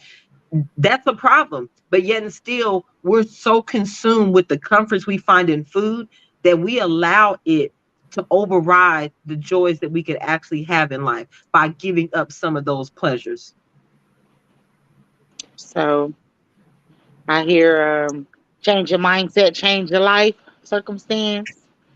Um, because I think it all starts in the mind for real. But I Before think you it can starts even with people promoting that. You can't promote everybody can look like Lizzo and nobody can have a problem with it in order for us to get to that point. Propaganda is real. Society, that's how we got society there. moves That's how we in got the ways. sickness. Right. Right. Society, we move in ways. Nobody wants to be part of the minority. You've got to push a healthy lifestyle. from multiple avenues. Everybody has to push. I don't care how much money you have. I don't care how much money you don't have. I don't care what your race is. I don't care what your ethnicity is, what your religion is. It has to be something that is pushed. And in order to push a healthy lifestyle, you have to be able to talk about obesity. You have to be able to So, talk about it. so you remember, like several years ago, that was a big hot topic, and everybody started working out. Everybody started losing weight. Everybody was smoothie crazy. Um, Okay. hitting the gym. Everybody had a membership, and then they people that couldn't lose weight because they didn't change their mindset and started doing other things. Just went back to promoting what it was that they was comfortable with. Like, oh well, I ain't gonna lose no weight, so I'm fine the way I am. I love me, and that's part of the reason why we got to where we are right now. Then they started putting all the bad stuff in our food and making excuses for that, and why we eat the way we eat and giving excuses for all of the different bad things that we eat, making it so expensive to be able to eat healthy and eat things the right way. When a Not if salad you costs learn how five to or six grow. dollars, Not if you learn how to grow potatoes and shit in your backyard. that's true. Everybody want a house. That's true. Everybody want a house. What the hell you using your backyard for? Say that. Everybody want to be a I'm just homeowner. saying. Margaritas. I'm just saying. Backyard. Okay, There are margaritas. ways. There are ways that you can cut some because you're right. Going to the grocery store to shop for For healthy real. groceries is expensive, but you can cut a lot of those costs down. A lot of them. But like I said, you got to be willing to do the work. You gotta have discipline in your life, and we don't want to have that. We got all the time for the club, but we don't have time to maintain a garden. And I get it. Everybody can't. You got people who live in apartments. Some people don't have a yard. Some people don't have yards that with soil that is conducive to growing anything. So I get it. Everybody can't, but a lot of people can, and we're just not willing to put in the work. We're just not willing to look in the mirror, face facts, call it what it is, and okay, when you have somebody who's an alcoholic, I don't care how much you point out that they're alcoholic. I don't care how many AA meetings you want to take them to. I don't care how many interventions you have. Until that person is willing to admit that they have a problem, that person is never going to change. You have to be able to look in the mirror and realize that there's a problem, and you have to be able to be honest with yourself and allow other people to be honest with you and accept that for what it is. And until we can be honest with ourselves, how are we ever going to address the obesity problem in America while we're high-fiving thickness that, like I said, has crossed a very thick line? Yeah, we won't. We'll just continue to make excuses for why we are thick Okay. and call it a day. No, it's not healthy. I'm gonna keep it real. It's not healthy. You're gonna have high blood pressure. You can possibly have a stroke. You can definitely can have a heart attack. I suggest you work on just trying to live the most healthiest you out here possible. Change your like we keep saying, change your eating habits, change your mindset, so you can change your eating habits, so you can add on your physical activity. It doesn't take much to walk down the street and back to your house or around the corner. Nah, I mean it does if you ain't been doing it. I'm gonna tell you. Right. I mean, So just down the street and back, we corner and back. we gotta start. We gotta start making it a habit of even getting up. Okay, just getting up off the couch. Work Period. out while you're watching TV. So say you want to binge, that's fine. Get you an elliptical bike, ride your bike while you're binging TV for a couple of hours. I'm Yes, just saying, you can do some arm curls and some leg lifts and some squats and some crunches while you're watching TV. Get your I, binge on, but make it beneficial to you as well. Make it mean so something to you. Instead of just sitting on the couch eating popcorn, get you some arm weights and do you some arm curls. I'm just saying there are things that you can do. There are a lot of things that you can do, but and find a purpose, find something that makes you want to make that change. For that's what me, I was gonna it say. was watching older individuals like my grandparents have that pill divider that had the days of the week thing. And I was like, oh my God, I do not want to be that individual that is walking around with a pill separator. That was the moment that it changed my life. I don't want to be that person. So find something that makes you want to be better instead of finding excuses to not be better, because we're good at finding those. Yes. And then reward yourself when you reach certain goals, set the goals, reward yourself. So if you got up off the couch today and you walked around the block, reward yourself. And I don't mean reward yourself with food, No. okay? Because that's generally what we tend to do. I'm laughing I at hit that Elijah corner. talking I'm about about to when eat girls. these 10 Oreos. No. Okay, no. You did that. For I'm laughing real. at Elijah talking about when girls used to have collarbones. Because you're right. The You don't real, see you the don't see real these thing. anymore. You don't see these anymore. Right. That's what I was going to I'm say. over here like, wait a minute. Yeah. Buddy. Buddy. Yeah. Some of that. I Yeah, got they're collarbones. real. What the? Oh my God. Why is that a thing? I'm gonna be in the mirror tonight, like Yes, like, hold on, where my checking my collarbone? arm. Yes. Get my collarbone. Get my Yeah, collarbone. hey, because that means you got more meat hanging around here that your bones ain't showing. In Yeah, that's all that real is. life. In real life. Yeah, Hey, we I we feel you on we do. that. I feel you on that. You could be dedicated at work all day long. But I said the same thing about maintaining the household. You can't go to work every day and give your boss 100% and get home and talking and telling your husband you too tired for him. That ain't how that shit work. Yeah, that's tough. So I feel you on that. Give your body the same energy you give your boss. I was tired, boss. Oh, my Well, bad. some of us don't give our boss no energy. So Ooh, wait. I'm still rubbing my neck, dude. okay. I'm still got me rubbing my neck, shoot, because it's Look, there. that's gonna be the Buddy, hey, that's gonna be you the new talking intro. about? Girl, I can't even see your collarbone. Right? Like what? I got one of them bad boys. What? It's still there. I don't Let argue me with women don't have a collarbone. let me let me let me I'm not with him. oh God. I mean technically, you know. But round is a shape. We're talking As about long as BMIs. you healthy. That's all I'm gonna say. Right. As long as you healthy. 'Cause But even okay, like y'all said that you can have somebody who's overweight that's healthy as healthy as all get out. You can have somebody who's slim who's unhealthy as hell. Mm-hmm. Those dynamics exist. But just because the person who's overweight is healthy does not mean you can promote an unhealthy lifestyle. It doesn't mean we that shouldn't be you can promoting promote unhealthy lifestyle at all. exactly. So just because somebody is thicker in the middle than other folks, but they can go out there and jog and run up and down the court, they can do their little splits, they could jump around a pole and swing from it. Just because they can do all that, it doesn't mean that we're supposed to make that the norm. It doesn't mean that we're supposed to just be like, oh, okay, well, since she could do it, everybody can do it. Because everybody doesn't need to do it. Everybody can't do it. I'm about to say everybody can't do Okay. it. But yeah, it should never be promoted. Yeah, I agree with me unless you got a Right. collarbone. I don't argue women don't have no collarbone.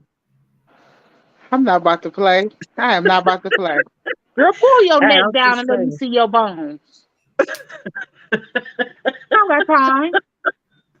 Girl, you ain't Uh, about to waste my breath. You ain't even got a yeah, neck. that's a good Get one. out of That's here. a good one. I'm using that. I'm telling you. The next woman want to argue with me, girl. I'm not finna argue with you. You ain't got no collarbone. I promise you, I'm using that. Out here neck and neck with you arguing. Girl, bye. I ain't doing it. I refuse. You and your triple Right. chin. Ain't nobody got time for this.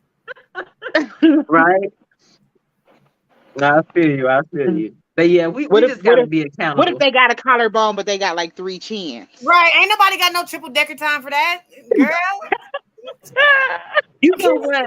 Got That is what's one that thing. whopper? What's that double I triple don't think stack? nobody likes having a double chin. I think that is something that anybody who has one is just always like, oh my God, how do I get rid of this? I don't think nobody likes having a double chin. I Listen, really I don't. seen a lady today that had hair on the second chin, no hair on I the saw a first dude chin. like that. I saw a And then, dude like that. I'm like, how that like, happen? I was trying to, yes, hey, I seen somebody like that.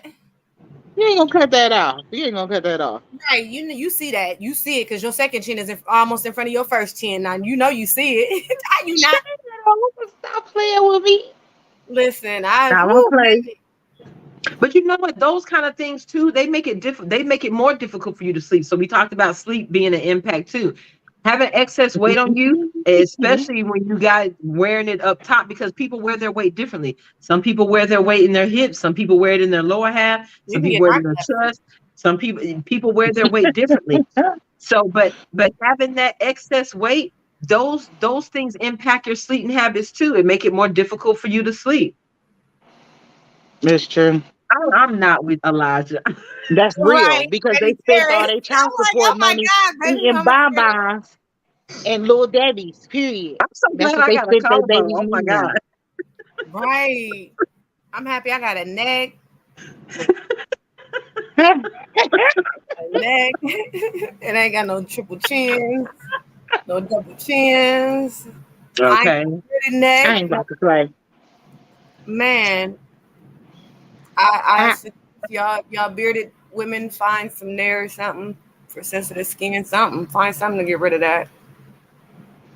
I We mean, need to make better choices. We got like I said, before we got somebody to that told me point, that that's right. Had sexy. we been honest with ourselves when we put on those first 15 pounds, it would have never got to the 30 pounds, to the 50 pounds, to the 100 pounds. You got like that show, My 600-Pound Life. I don't understand how anybody got to the point that they literally had to be airlifted in order to use the bathroom. I'm not trying to be fun. I am dead serious. How did we get to the point that okay, I watched one episode. This woman, she wasn't mobile, she couldn't move, she was literally glued to the Oh bed. God. So her, and they always got a man. I don't know how that shit happened, but they always got somebody. They They always in a always got a relationship. man. Always in a Period. relationship. But she was Licking on bound to the food. bed, and she was fussing at her husband because he wasn't bringing her enough food. She was barking at him. She insisted on this fried fish, this, everything fried, double dipped in this, double coated in sugar, this. And Oh she was my God. fussing. And he was literally bringing her all the food that she just wanted to eat. And I was like, you know what? I can't love you to the point that I'm going to watch you deteriorate. That's not love to me. How can you sit back and help me get to a point where I'm immobile? How do you sit back and I don't want to call it rewarding it, but how do you contribute to that? I'm sorry. If that was my husband, baby, I'm gonna bring you this little head of lettuce. You're gonna get these 2 grapes and you're gonna get a glass of water. You can eat it or not. That shit is on you. But I'm not bringing you another piece of fried chicken. I'm not bringing you another loaf of bread. head of lettuce. You're going to get a head of lettuce, these 2 grapes, a handful of nuts, and a glass of water. Do what you want to do with it. You don't have to eat it, but you're going to be, if I got to be the one to bring you food, you're going to be hungry today. She gonna be starving, mess around with you. Like, You're gonna get your nutrients, and that's gonna be the extent of that. You're not eating 7,000 calories in a day. Not if I'm bringing it to you. no, I she was can't eating say I love you and 12,000 watch you. calories. Remember, she I was can't eating. say I love you and watch you do that to yourself. And I want to be with somebody that we can get up and do things together. I'm not going to be sitting up here taking care of your bedridden ass the rest of my life. I'm not doing that. Not because you want to He eat. was bathing It's one her thing. and It's everything. one thing to have a medical condition. It's one thing to have, you got people who've been amputated, things of that nature. It's one thing to get involved in a car accident. But just because you want to eat, I'm not. I'm not. I'm not. I'm Yeah, sorry. I remember. That's It was not going to be crazy my because life. it was another one where the son had just eventually did the same thing, and the mom and the brothers and the sisters, like he had family members that was bringing him pizza, and I mean, if they wasn't doing it for him, he would get mad, but he would order the stuff, and it was just like excessive. Like, really, who does that? Like, nah, bro, you'd be starving messing around with me. All you get is water. Oh God. Help. Why are you laughing, Roxy? Because everything you trying to bring, he crazy. All of them is on here acting crazy on the side. But yeah, I Because can't they do assist be with that. 600 pounds married to a skinny man. There's always some They little do. frail man. Uh-huh. That's what I'm saying. You have a whole We're enabler in your photos. life. I don't even want to be with somebody that would be cool with not checking me. That would be cool with saying, well, you know what, I mean, we gonna help you. I don't want to be with somebody that can't call me out on my shit. If you can't be honest with me, I don't need you here. I do not need you here if you can't be honest with me. The truth hurts. That ain't my damn fault. That is not my fault. If you don't like what somebody's saying about you and it's true, you need to change your ways. You don't shoot the messenger. So, but How? yeah, I got a problem with that. They always got an alienator, and I don't understand that. How can you say you love somebody and watch them deteriorate? Assist An them in enabler. deteriorating. They just enable. They so no one else to be with me, so I'm gonna be with this person, even though this is not a good, healthy relationship. I'll I'm with be that person. single. I'll be single first. Hey. I'm so I'm dead. not. I'm not. But What is wrong with you? Need to stop the foolishness. I'm not doing this. Right, you got to stop the foolishness. But yeah, hey, we've got to start addressing the issue for what it is. And like I said, it's not to say, okay, like the idea that you got somebody who thinks that every woman's chasing the same man. Everybody, is chasing that 6 foot, 6 pack abs, 6 figures, all this other type of stuff. Nope. Right. Hey, not. Everyone's chasing that guy, but you don't want to be the 36, 24, 36 girl. You the 52, 57, 40, 49 girl. And running What did I around like just tell that. you? good and thick and what she doing. Why did you have to be in the 50s?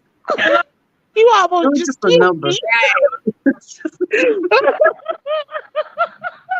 It was just a number. Oh, Jesus Christ. But that's what I'm I'm not saying. drinking nothing else around y'all. I'm If not. she can have a physical preference, okay, and then okay, like I said, it's not to say that you can't find somebody who doesn't like that. Because there are some people who like. There are some people who like this. There are some people who love a love handle. Love a love handle. The problem is everybody doesn't, and you can't expect just because you have love handles, or maybe you've been in a relationship with somebody who was cool with it, that everybody is supposed to be okay with that. Everybody's not okay with that. Somebody wants to date a size 6 girl with not an ounce of fat on her body. That's a preference. So women aren't cool with men having a preference when it comes to us, but we have a preference when it comes to him. And even with the women that are dating the men, you or even men dating women that are large, or women dating men that are large, you get in the situations where one of them will say, well, they don't have a problem with me, they like this, they like that. But what's funny about it, you can take every individual that's dating somebody who's considered obese by medical standards and ask that person who their celebrity crush is. And if it's not anybody that has a high BMI, if it's somebody like the Beyoncés of the world, the Haley Berrys of the world, or whatever the case may be, whatever your fantasy is, then that means if he had a choice, it wouldn't look like that. So if that's what that means, if he could call out what his physical preference is, if he can call out, hey, this is the type of chick that I would, if I could pick my celebrity crush, this is what it Right. would be. He can love you to death, but he still has a physical preference. And if he calls out somebody other than a Roseanne Barr, if you look like Roseanne Barr at home, then that's not his physical preference. Just because he loves you doesn't mean anything. You can love somebody, you can accept them for who they are, but it still doesn't mean there's not a part of you that doesn't wish they lost a little weight, that doesn't wish that you were in a healthier place, or doesn't wish that you could actually do some of the things that I want to do, especially when it comes to men dating larger women. Men tend to be more spontaneous than women are. And if your weight is impacting my spontaneity, why would you expect that not to be a problem in a relationship? But he can't be honest with you, so you're not being held accountable, so you're just gaining more and more weight, and he can't say, baby, we need to go to the gym together without it hurting your feelings. So, like I said, just because you found somebody, if you ask 100 individuals that are dating people that are considered obese what their celebrity crush is, I guarantee you most of those people are not going to say a Roseanne Barr or who's a guy, Phil Bankston. I Probably. guarantee you, most I people don't aren't. know what it is. Philip Bankston from Fresh Prince I was of about Bel to Air, say I don't the know who dad. random people is. Philip, That's yeah, okay. whatever, Uncle yeah, from Phil. Fresh Prince of Uncle Bel Air. Oh, Phil. I Uncle don't know what Phil, his real girl. name is. Uncle Uncle Phil. Phil, I don't yeah, know his Uncle real Phil. name. Most people are not going to list those two individuals or individuals that look like that. So if that's the case, that means most people will prefer somebody who is more physically fit. That's just the truth. And it sounds hurtful, but that's honesty. Most people prefer somebody who is more fit. Oh, jeez. So, how about BWs are obsessed because they're afraid of other BWs, so they're putting on weight out of self-defense? That is so. I'm not for sure. I ain't in the. I really can't be talking about all this because I ain't got a leg to stand. You're not Everyone. obese. What would being Yeah, afraid like of, I mean, but that's hold why I on, was like really hesitant on the hold whole on. topic thing. It's like, damn, like But what would being afraid of other Black women, why would that result in them putting weight? What fear would drive them putting on the weight? What is that fear based in? of trying to fit in, trying to be included, Mm, or trying no. to, I don't know, trying to be to feel like they're involved. But for I'm me, just saying. I wouldn't want to gain weight in any of those situations. Well, That's I why I mean, asked that. to be I funny, I think, am a person that has been trying to gain weight, but I'm just one that also has a high Girl, metabolism that actually just hard to keep the weight. sit your But little skinny ass down. see, that's what I'm saying. That's why I want to say Sit your little nothing. skinny Dang, ass going. That's down. why I didn't want to have a conversation like this. Dang, I knew she was going to do me a bitch. Dang.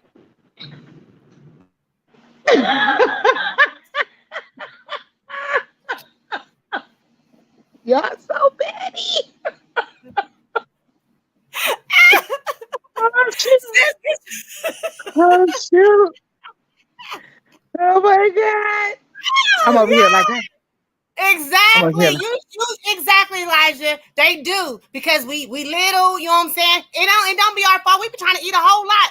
Listen, there be a lot of females that be eating that way more than some of their big girlfriends. But it do not be our fault because unfortunately our metabolism is just burning it off quicker than we can eat it, and our body is just not slowing down. And some people be like, oh, just wait till you get to a certain age, and just wait till you get to a certain age, just wait till you get to a certain age. Fuck you, man. It just don't work. Hell. Roxy, why are you so tickled? That is funny. At this point, so I know that there is no excuse for real, but I am one of those people that, like I said, I've been obese my whole life, according to the standard. You know, I don't eat a whole lot of anything for real. I do like to drink my calories and stuff, but I've also had a lot of little people. Um, so I guess I was just thinking that sometimes we put on weight. I hear a lot of women that have kids say that they put on weight, after they had the babies. So I think that some people just don't bounce back the same way. They eat a whole lot and they gain a lot of weight. They have kids. It's a vicious cycle. You eat a whole lot, you gain weight, you have more kids, and you just never lose it, right? And you just keep adding on to adding Mm-hmm. on. I hear people say that the birth control that they on causes them to gain weight. Mm-hmm. That's been a thing lately because of all the chemicals and stuff that they put in the birth control. They say that that's something that'll cause you to gain weight. So you have to watch everything that you put in for real, everything that And you put yes, into your body. also when you get that first job, like you said, when you get that first job, most of the time it's going to be that customer service, working at the desk, or collections, working at a desk. You're doing that 8 to 10 hours online and so on and so forth. Yes, you will gain weight sitting there working at a desk job. So it just requires more physical exercise when you get your little 15-minute breaks or your little 10-minute breaks or anything like that. Take the Uh, stairs instead of the elevator. exactly, and just start doing more of your hobbies for when you do get off of work. You're doing your hobbies to stay active. Even little things like parking further away from when you're going grocery shopping or at work, parking further away from the front doors just to get a couple of extra steps in. There are a lot of little bitty things that you can do in your life that tweak things that at some point will become habit. And as you start to do those things, it encourages you to increase and encourage you to do more things. If you start parking further away from the grocery store, you'll get more accustomed to the walking. It'll drive more walking, things of that nature. And if you're going shopping, instead of just going to the mall, shopping at the one store, walk around the entire mall, get a couple steps in. There are so many things that you can do, to little bitty things throughout the day that won't necessarily alter the time that you have in a day or things of that nature. But we're just not disciplined enough. Like I said, you got to have the conversation first in order to put those changes in play, in order to decide that, hey, I'm going to put these measures in place so that I could achieve a goal. You can't have goals if you can't be honest with yourself about where you are in life. You trying to get me in trouble? Because if I walk that mall, I done went in 10 stores and bought 10 things. So you mall for Yeah, I'm shopping. not a mall shopper. Yeah, you mall for shopping. Don't even bring your purse. Just bring, Right. Don't bring your purse. you're not I'm bringing your all for. purse. You just bringing you and your watch and your cell phone, and you just listening to the music and you just walking. I Do the walk slow from. walk. Look, you could do the slow walk to the music. You know me, I'm all about music. So, I'll be doing my little cha-chas and wanting to dance. Like, oh, snap. People be looking at me like I'm crazy. Oh, my bad. Get back on there like, I'm listening to music. I'm listening to music.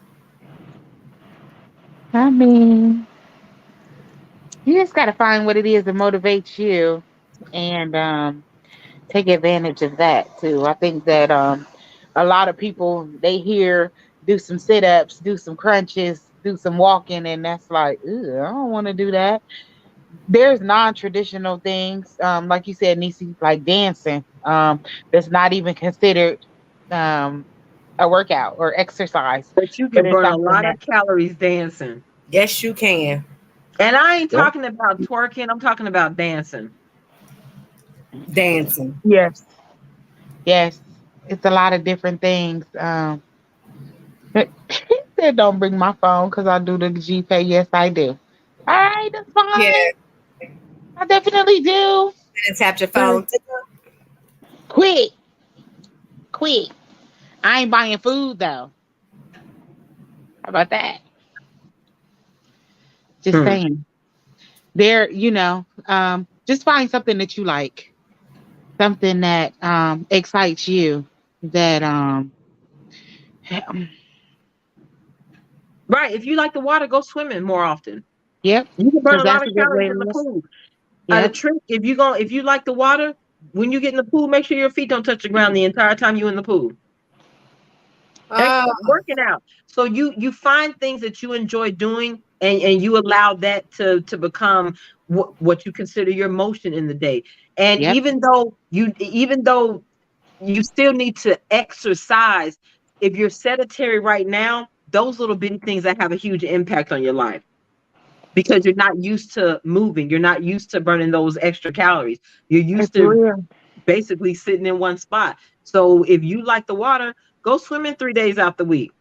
Get you some exercise in. There are a lot of things you can do that, like you said, are not considered traditional exercise, but you can do them in order to burn calories. I like that. Lady, stop having them headaches. That burns calories. Okay. Sex burns Okay. calories. That Okay? too. Yeah, sex burns calories. It does. It's a nice, Lots of fun way. calories. hold on. Sex add. Remember, Dr. I said a long time ago. Sex add extra life to you. So if you do the horizontal poker, it add extra life to you. So yeah, how about that? Psh. No more I've headaches. actually done a couple of detoxes. I don't, I mean, I, I've heard that they work though. I've heard that detoxes work. It's hard for me. The fasting part is hard for me. That's a mindset thing.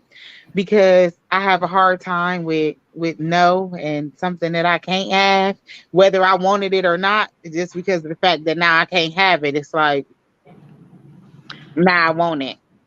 Cause The thing with fasting is finding something else to busy you so that you don't like, and there are different types of fast, not just food fast. I go on mental fast every once in a while where I'll decide, okay, for the next 30 days, every day when I get home, I'm gonna do nothing but read informational, whatever. I'm not gonna read anything that's not informational, any not knowledge based or anything like that. And I'll cut out social media. I won't do this. I won't cut out some of my bad habits. And it's anything that causes me to not focus, anything that I spend time doing that's not increasing my value, not making me any money, I will literally go on a mental fast so that I could focus on other things. not after Juneteenth. Not after Juneteenth. Okay. We are No, not it's doing not. foolery. It's not. We are It's weight loss program. we are not Hey, going back they, to Yeah. they was in slavery. shape though. They was in shape. Yes, they Listen, will. Lord, I yes. just Some of them did have, almost yes. man, I just almost got into it with my tax customer because he gonna tell me I wasn't open on Monday, sir. That was a national holiday. He said, no, it Oh, wasn't. yeah. Yes, it was. It wasn't a Don't play federal with me, sir. holiday. Let I'm a that man beautiful know person. you a business owner, you make your own hours. Stop playing with me, sir. I said it's a But yes, holiday. You see, it's a national holiday. I'm not celebrating no. I'm celebrating the Free Slaves Day. Thank you. That's what I'm doing because I'm African American. You don't know about it because you're wonderful. How about that? I hate that term. But you, oh, matter of fact, world that- class. I forgot to tell you this. World class. You taught me something, and I'm gonna have to get accustomed to stop saying black people. It's a hard habit to break. But I learned something watching your show the other day, so appreciate that. But I'm definitely gonna have to break that habit of calling us black people. Um. Oh, because I did. I said, did I say African? Well, I'm. I'm beautiful. But I don't like that term African American either. Yeah, I'm like I well, I'm a beautiful person, and he was a wonderful person, which is why he didn't understand the concept of Juneteenth. He don't know Okay. what that is. Beautiful Right. people know yes, what it I'm a is. big We kid. celebrating, Play those period. video Man, I'm games. not open. I'm a big kid. Play those video games. Go ahead, you guys. Woo Not woo. Harriet Tubman. I'm so down with them two right there. But yes, play them video games. Woo woo. You gotta be able to swim for that. Nah, You they got need to get more exercise in them thumbs. you Oh, you gotta talking be about able the to. virtual? Oh Yeah, yeah, because Yeah, they if you talking like about that video VR. games, if you like video games, go do virtual video games. Get you some workout in. Go play Mortal Kombat virtually. oh Get you some little Be Lord, exercise in. I'm just saying, super there's so many what? fun. things that you can do with the things that you already enjoy in life that you Hmm. can roll over into a fitness regimen or at least having a more active lifestyle. Because, like I said, it's still mostly what you put in your mouth. So we still got to learn, we still got to change our eating habits somewhat. And everyone can't afford to just go, everyone's not going to go vegan tomorrow. Everyone's not going to go vegetarian tomorrow, pescatarian. Everyone's not giving up pork. Everyone's not giving up beef. Everyone's not giving up all this stuff. I get it. But just because you don't give it up doesn't mean you can't moderate. Doesn't mean you can't substitute from time to time. There are a lot of you be surprised at the things that you could substitute and not notice that you miss it. Or when you go back, like for instance, my butter. I gave up butter a long time ago. And I used to be, you ever seen the commercial of the butter tins that they just pour butter on everything? That used to be me. I was a butter freak. But when I decided to give up Butter butter, bandit. and trust me, it at first it's like, whoa, this don't taste like butter because you know what butter tastes like. But after about the first 2 months, I went to the movies and I decided to order me some popcorn with butter. I was gonna reward myself with some popcorn with butter. Because I had gotten accustomed to not eating it, when I went back to eat It's butter, disgusting. you know how when you microwave butter, you heat it up, it liquefies, and when it's cold, it congeals. Well, what happened was when I finally ate it again, I could actually feel it congealing inside of my body. And I had never Ew. felt that before because I was accustomed to what that felt like. But doing Ew. away with butter and then bringing it back, I actually could feel the butter congealing and it made me sick to my stomach. And that's another thing that helps when it comes to chewing your food 20 times. You'd be surprised at the food that you actually don't like if you take the time to actually taste it instead of taking 2 bites and swallowing. Food tastes different when you chew it a few times in your mouth, and you would really be surprised at things you really don't like, and that helped me cut out some food too. Mm-mm. Mm-mm. Yeah, that bite and swallow, you don't get a chance to taste anything. But if you chew your food like 20 times for every bite, you get a chance to actually taste your food. And there's a lot of things you'll find out you really don't like that aren't a lot of processed food, you'll find out you really don't like. So it's a lot of stuff that we eat now. Just like you said, you let go of the butter and then you went back to it, and you could tell the difference.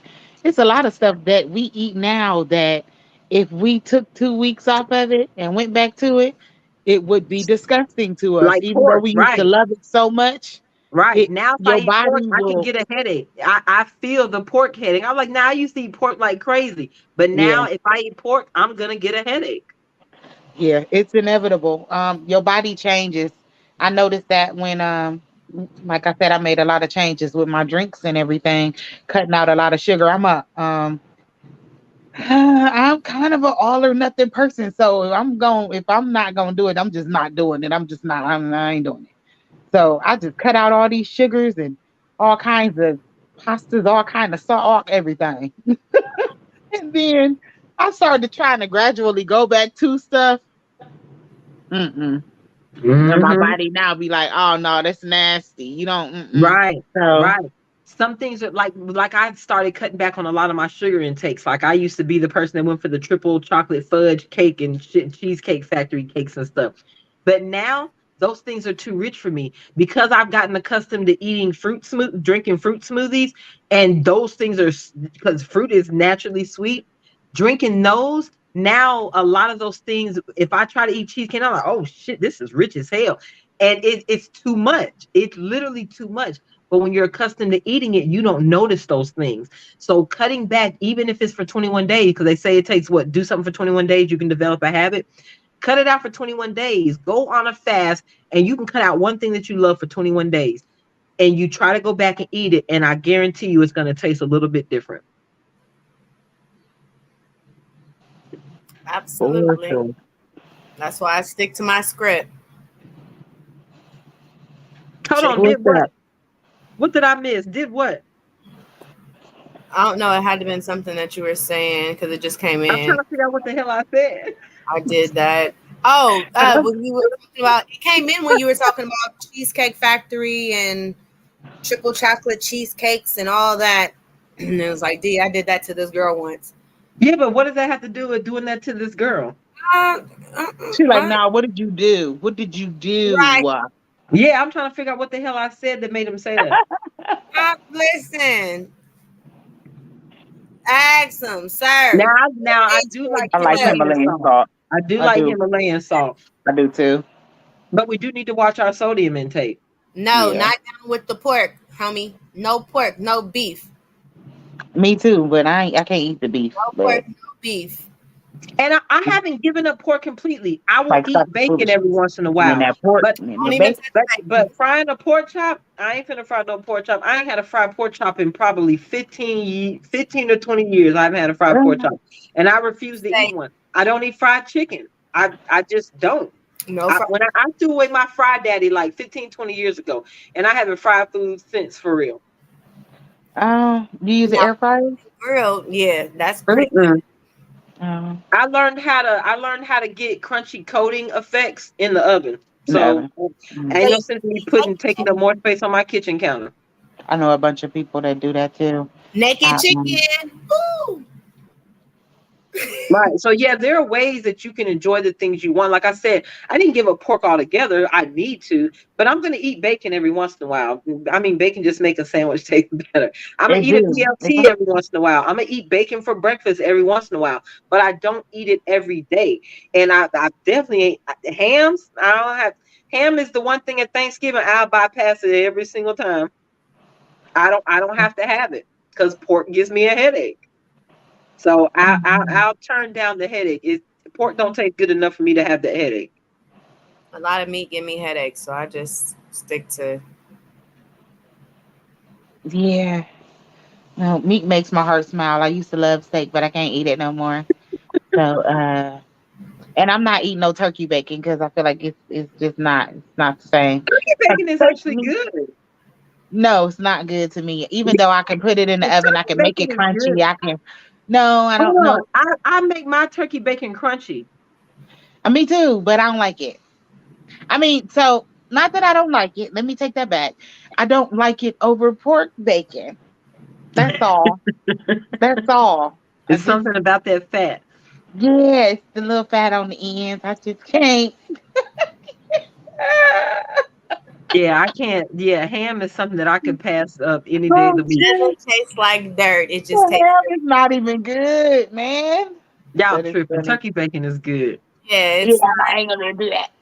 But a lot of fish. things are acquired taste. Like what's that fruit? What is a Grapefruit. BMT?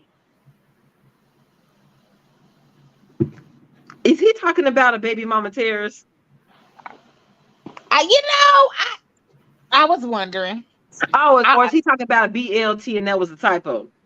I was gonna say You BLT and that can't was a you typo, can't or tell with him. you You got can't the tell with ass. him. like bacon, meat, and tomatoes, bacon. You I don't can't know. tell with him. But still, but it goes back to still, even if there are some things that you actually enjoy, learn how to moderate. Learn how to moderate. I don't have the best eating habits, but I eat a lot better than I used to eat. And I Yeah. and I and I save I don't consume the sugars every day. I'll go on a 21-day fast. So for 21 days I'm not gonna eat no sugar, no starch, no processed whites. And I'll do that regularly. I'll do it probably twice throughout the year. I'll do that. Just give up all my starches and my whites. Just it's Uh, mental clarity. It's cutting down calories. It's a lot of things. It's giving your body a break from all that bullshit that we do to it every day. Because we put our yeah, bodies through bullshit every day. that's real. More than enough on its own. Even with the stuff that we think we eating is healthy, because how many times has lettuce been on the do not eat list? How many times they done Okay. recalled it and sent it back to the store because there was something wrong with it? Every time I turn around, it's got listeria in it. Like No. it's a Hey, struggle. grow your own if you can. That's all I'm saying. Matter of fact, with the looming food crisis, you might want to start working on that now if you haven't already. I don't know. I eat a lot of bean sprouts, zucchini, and onions and mushrooms. Yes. Oh, that sounds good right Because now. because in all With some honesty, I'm shrimp. a starch lover. I am a starch lover. I'm gonna eat my pasta, but I don't eat it all the time. I eat pasta maybe once a month. I don't eat it all the time, but I'm not gonna give it up. I've learned how to limit myself. I I eat enjoy it and I have it. Like I said, I eat pasta once a month, once a month ain't enough. and I eat a lot of sandwiches. So I'm not giving up my breads. I eat a lot of sandwiches. So what I'm about so done. BBQs? I don't know why you keep playing with him. Right. I just knew that's what he was saying when I read it up there, but I just like, no, maybe he did. He's not really saying that. He's saying this. I already He should have. said what he said. I already Okay. should Hold know. on, what's turpentine? I've heard of that. I think I know what that is, but I'm not 100% sure.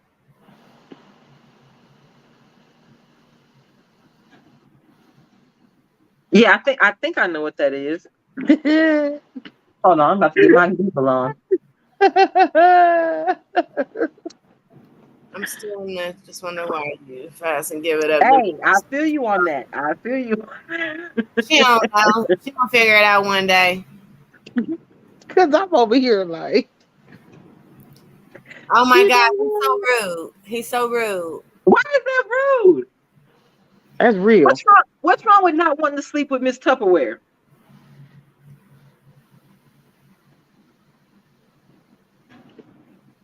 You don't have to. Sometimes you just don't have to say anything. Like, I don't know.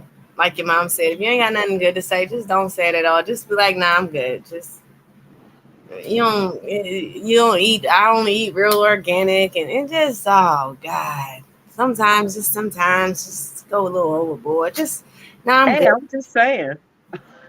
You organic, so why you worried about it? That's the thing. Just in general, I mean, that's like me getting. even about the obesity thing, it's like, well, dang, you know, to each his own, you know what I'm saying? Because I'm one of them skinny people. I wouldn't call Yeah, you skinny. yeah. You're just slim, but you're not skinny. Girl, let me stop checking that Girl, I'm trying collarbone. to think it's still there, you know what I'm saying? Shit, it's still there. You're not You know what I'm skinny. saying? Since I'm one of the little skinny flimsy ones or whatever, you know what I'm saying, or whatever. You're not skinny. You're just slim. Not flimsy. There is nothing wrong with you, girl. Stop trying to put on weight. Ain't nothing wrong with you. Yes, I am. I'm gonna put me on. We was on the phone having this argument the other day when she told me, The I'm only trying to people gain want to put weight 15 on the pounds. folks ain't got it. Girl, if you don't Y'all, it's go, not gonna do it because I want to gain some weight, but I want to make sure my neck. Yeah, you don't want to lose your collarbone, ma'am. I mean, or see it too much, you know, where it's just sticking out, looking like That's what I'm malnutrition. saying. That's exactly what I was thinking. I'm Y'all like, don't okay, be going mine around ain't too checking far people's back. It ain't too collarbones. far out. Oh I yeah. sure am. Like, bitch, let me see your collarbone. Oh yeah, it's gonna be a thing. Can you do one of these? It's gonna be a thing What, can you do this? from here on out. Right. As soon as they Yeah, say but see, something Running the around dumb, problem they like with this. just slim, check their collarbone and walk off. Like, the problem with slim thick Right. is Or people them got ones stuck on walking the around thick. like the Zeno sister. Yeah, that's the problem uh, with slim thick. People got stuck on the thick part, and we've taken thick to a whole nother level. Man, we've gone thick bananas. Because a I'm lot of sorry, It went a little and, waist and I all hate this that. extra. You know what phrase I hate? That thicker than a Snicker. Because have you ever seen a Snicker? A Snicker looks like cellulite. it's just a plumpy little lumpy. Right. That's exactly Like what I it is. said, I hate that Lumpy. term thicker than a Snicker. Like I said, we keep promoting the idea of obesity or unhealthy lifestyles because you don't have to be obese to be unhealthy, and you don't have to necessarily be unhealthy to be obese. But it's the promotion of it that I have a problem with, and we don't spend enough time promoting healthier lifestyle. You have organizations that do. You have people that live healthy lifestyle, but like I said, we can't be honest with the people who don't live healthy lifestyles. So if we can't be honest with the ones who don't live healthy lifestyles, if we can't push it on them, then how do we ever change the direction that we're in? How do we get everybody to a healthier lifestyle if we're not allowed to talk to the people who need to be spoken to about living a healthier lifestyle? You can go to the gym and talk to everybody in there about living a healthier lifestyle. Everybody in there is trying to live a healthier lifestyle, but you can't talk to somebody who's sitting down at the bus stop eating a whole pizza to themselves. You can't talk to them about it, and those are the ones that need the information. So if we can't teach the ones who haven't learned, if we can't teach the ones who need the lesson, then what the hell are lessons for? That's all I'm saying. I don't need to go talk to Biff at the gym about living a healthy lifestyle. He in the gym 3 hours a day. I need to talk to old girl who eating a bag of chips because she's depressed today and gonna sit down and eat 1,500 calories worth of spaghetti in one setting. That's the girl I need to talk to. Or But we're be not allowed fighting to for talk them to them. Popeye sandwiches in line. Be fighting and acting all irate. Can I just say, I am They so don't proud to even say that I've good. never had one of those sandwiches. I have never had one of those sandwiches. Chick-fil-A, I've never had No, one of I'm them just sandwiches. saying, just in general, like, really, are we fighting over food that there's supply? Really, you're fighting over a sandwich? You're killing over a sandwich? I have never had either one of those damn sandwiches. I refuse. I'm not finding that Uh-huh. big ass chicken That part. piece. That I'm not. That's too much With damn that chicken. steroid chicken. Yeah, exactly. I'm sitting there like, wait a minute, this chicken kind of big. I need All them half steroid chicken. That's all them steroid chicken. I'm They telling pumping them you. up with all that shit. the chicken that can't even stand up on his own little legs. I told you they getting ready to start putting this GMO food in. They selling it in the stores, and it's legal now for You them to know sell the it in the problem I got store. with that? If they're gonna be selling fake food, or making fake food, can they make it calorie free? I mean, if it's not real food, why the hell do I have to consume calories? Because that's what make it taste That's what good. make it taste. That's what make it taste like it's supposed to, like you want it to taste. Like I Like said, it's if you like it's creating real. food, if you Yeah. creating meat in a lab, you ought to be able to create it calorie free. Nah, I ain't gonna do that. Farm. We've been to the moon, right? We've been to the moon, right? Yeah, but they ain't gonna do it. Y'all cloning things, right? Hmm. So what's the problem? They cloning. They only cloning fat stuff that people like. That's That's that. the money in the If medicine. I'm gonna eat clone bacon, I'm gonna eat real bacon. That's all I'm saying. That Well, that they're right going to there. tell You you see that that? it's not That's why. exactly the That's money why. is in the medicine, Right? exactly. So now we have They to feed ain't that type of they food. not So we can make sure that you turn they around ain't and making them healthy for your because of Right. that reason right there. They want to make sure circle. that you continue to come back and get that medicine. You continue to be sick. Your body continues to make all that extra nasty mucus and stuff that our bodies naturally make anyway, but we overdoing it because we eating all this stuff we not supposed to. If they stop putting all the fat and the calories and the nasty content inside of it, then it would be good for us, and we would basically be on the Dr. Sebi diet, and yeah, then they would lose all their money. Cancer and stuff would be a thing of the past. Hmm. Oh yeah, they ain't trying to cure nothing. Yeah. Mm-mm. That's why I They weaned noticed myself the off all that medication. I yeah, was not finna be y'all. Nah, you ain't finna be pumping me up full of medication my whole entire life. So I made a choice to live a healthy lifestyle so that I could get off the medication. And I am prescription drug free. Been yeah. prescription drug free for 10 years. They know And I that it's refuse health. to go It's back. health in food, depending on how you mix it up and what it is that you eating. Food is good for you. Our grandparents and great grandparents, they didn't take a whole lot of medicine and stuff. They would go out there and pop off a piece of aloe vera plant and stick it on you so fast.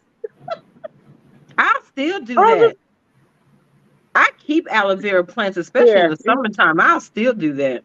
Yeah, it's a lot of stuff that we be rushing off to the hospital to go take care of, and our grandparents and great grandparents they didn't do that kind of stuff.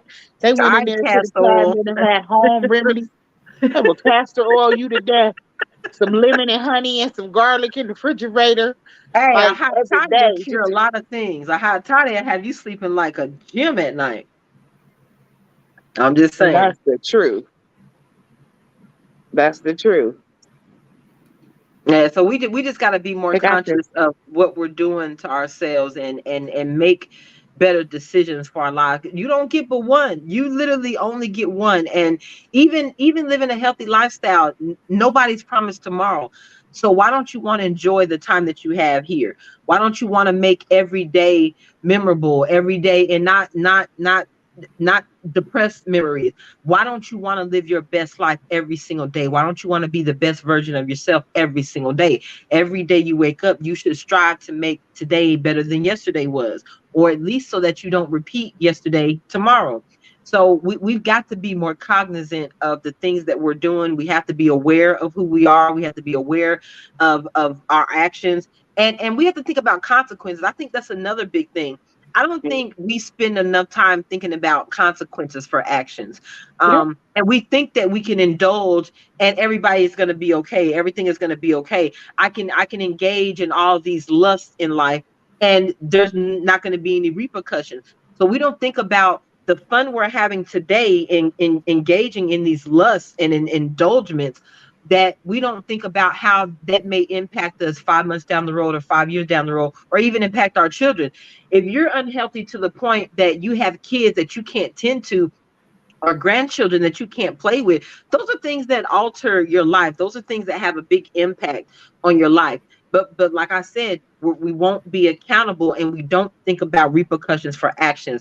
We just want to do what we want to do. We want to live our best indulgent lifestyle, and nobody wants to be responsible and make adult decisions. Nobody wants to have discipline. Nobody wants to focus. Everybody wants to be in the result. Nobody wants to be in the process. That's why everybody's getting BBLs. In order to have a swarm of people running down to get a BBL, those same individuals have an issue with the perception of their body image. There's no other reason why anybody would be physically augmented if you don't have a negative image of your body or a negative perception of your body image.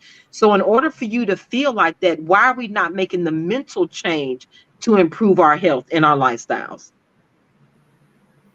instead of the quick fixes that aren't really changing anything? Because you still got to maintain that BBL. If you go get a liposuction or get your stomach clamp, it is very possible to re-stretch your stomach again. You keep eating past the point that you're physically full, and you Exactly. Your stretch stomach your is stomach already a again. man. Your Right. stomach That's is Load all it up already on is. the fat. right. Right. Right. But It's you can already you can clamp expand your and stomach eat those yourself fats. by making Exactly. your plate smaller. But we don't It's do all that. We about just want to be able to indulge and not have to deal or not think about that there are going to be repercussions for this. And I guarantee you, every 20-year-old today that is fine with being overweight, it's my body. I can do what I want. You got to love me for who I am. You got to accept me. I guarantee you there's going to be a point that you reach in your life where you wish you had done things differently. I wish I had never stopped playing basketball. Life happens, but I got a handle on it. When I realized that the scale was tipping in the unfavorable direction, I decided to get a handle on it. When I realized that I didn't want to be that individual that was popping pills for the rest of my life, I decided to get a handle on it. But nobody's being accountable. And we're not thinking about the repercussions or what's going to happen down the road if we continue this unhealthy lifestyle. That so part for sure. So we have talked about a lot of different things when it comes to obesity and being thick, and how um, most people say that thick is good and fat is bad, but really they're one and the same thing, right?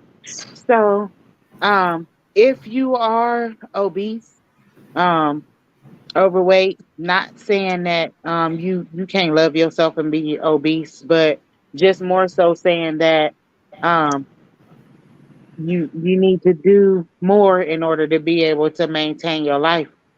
Um, do more for yourself. Take care of yourself. Um, Work out. Reward yourself when you make the little steps that are necessary. Change your diet. Change your mindset. Most importantly, because when you change your mindset, you change your life for sure. Um, we definitely appreciate y'all for coming out and spending time with us. We here every Thursday, 9:15 Eastern Time, 8:15 Central. So definitely come and check us out every week. We really appreciate you guys. And yeah,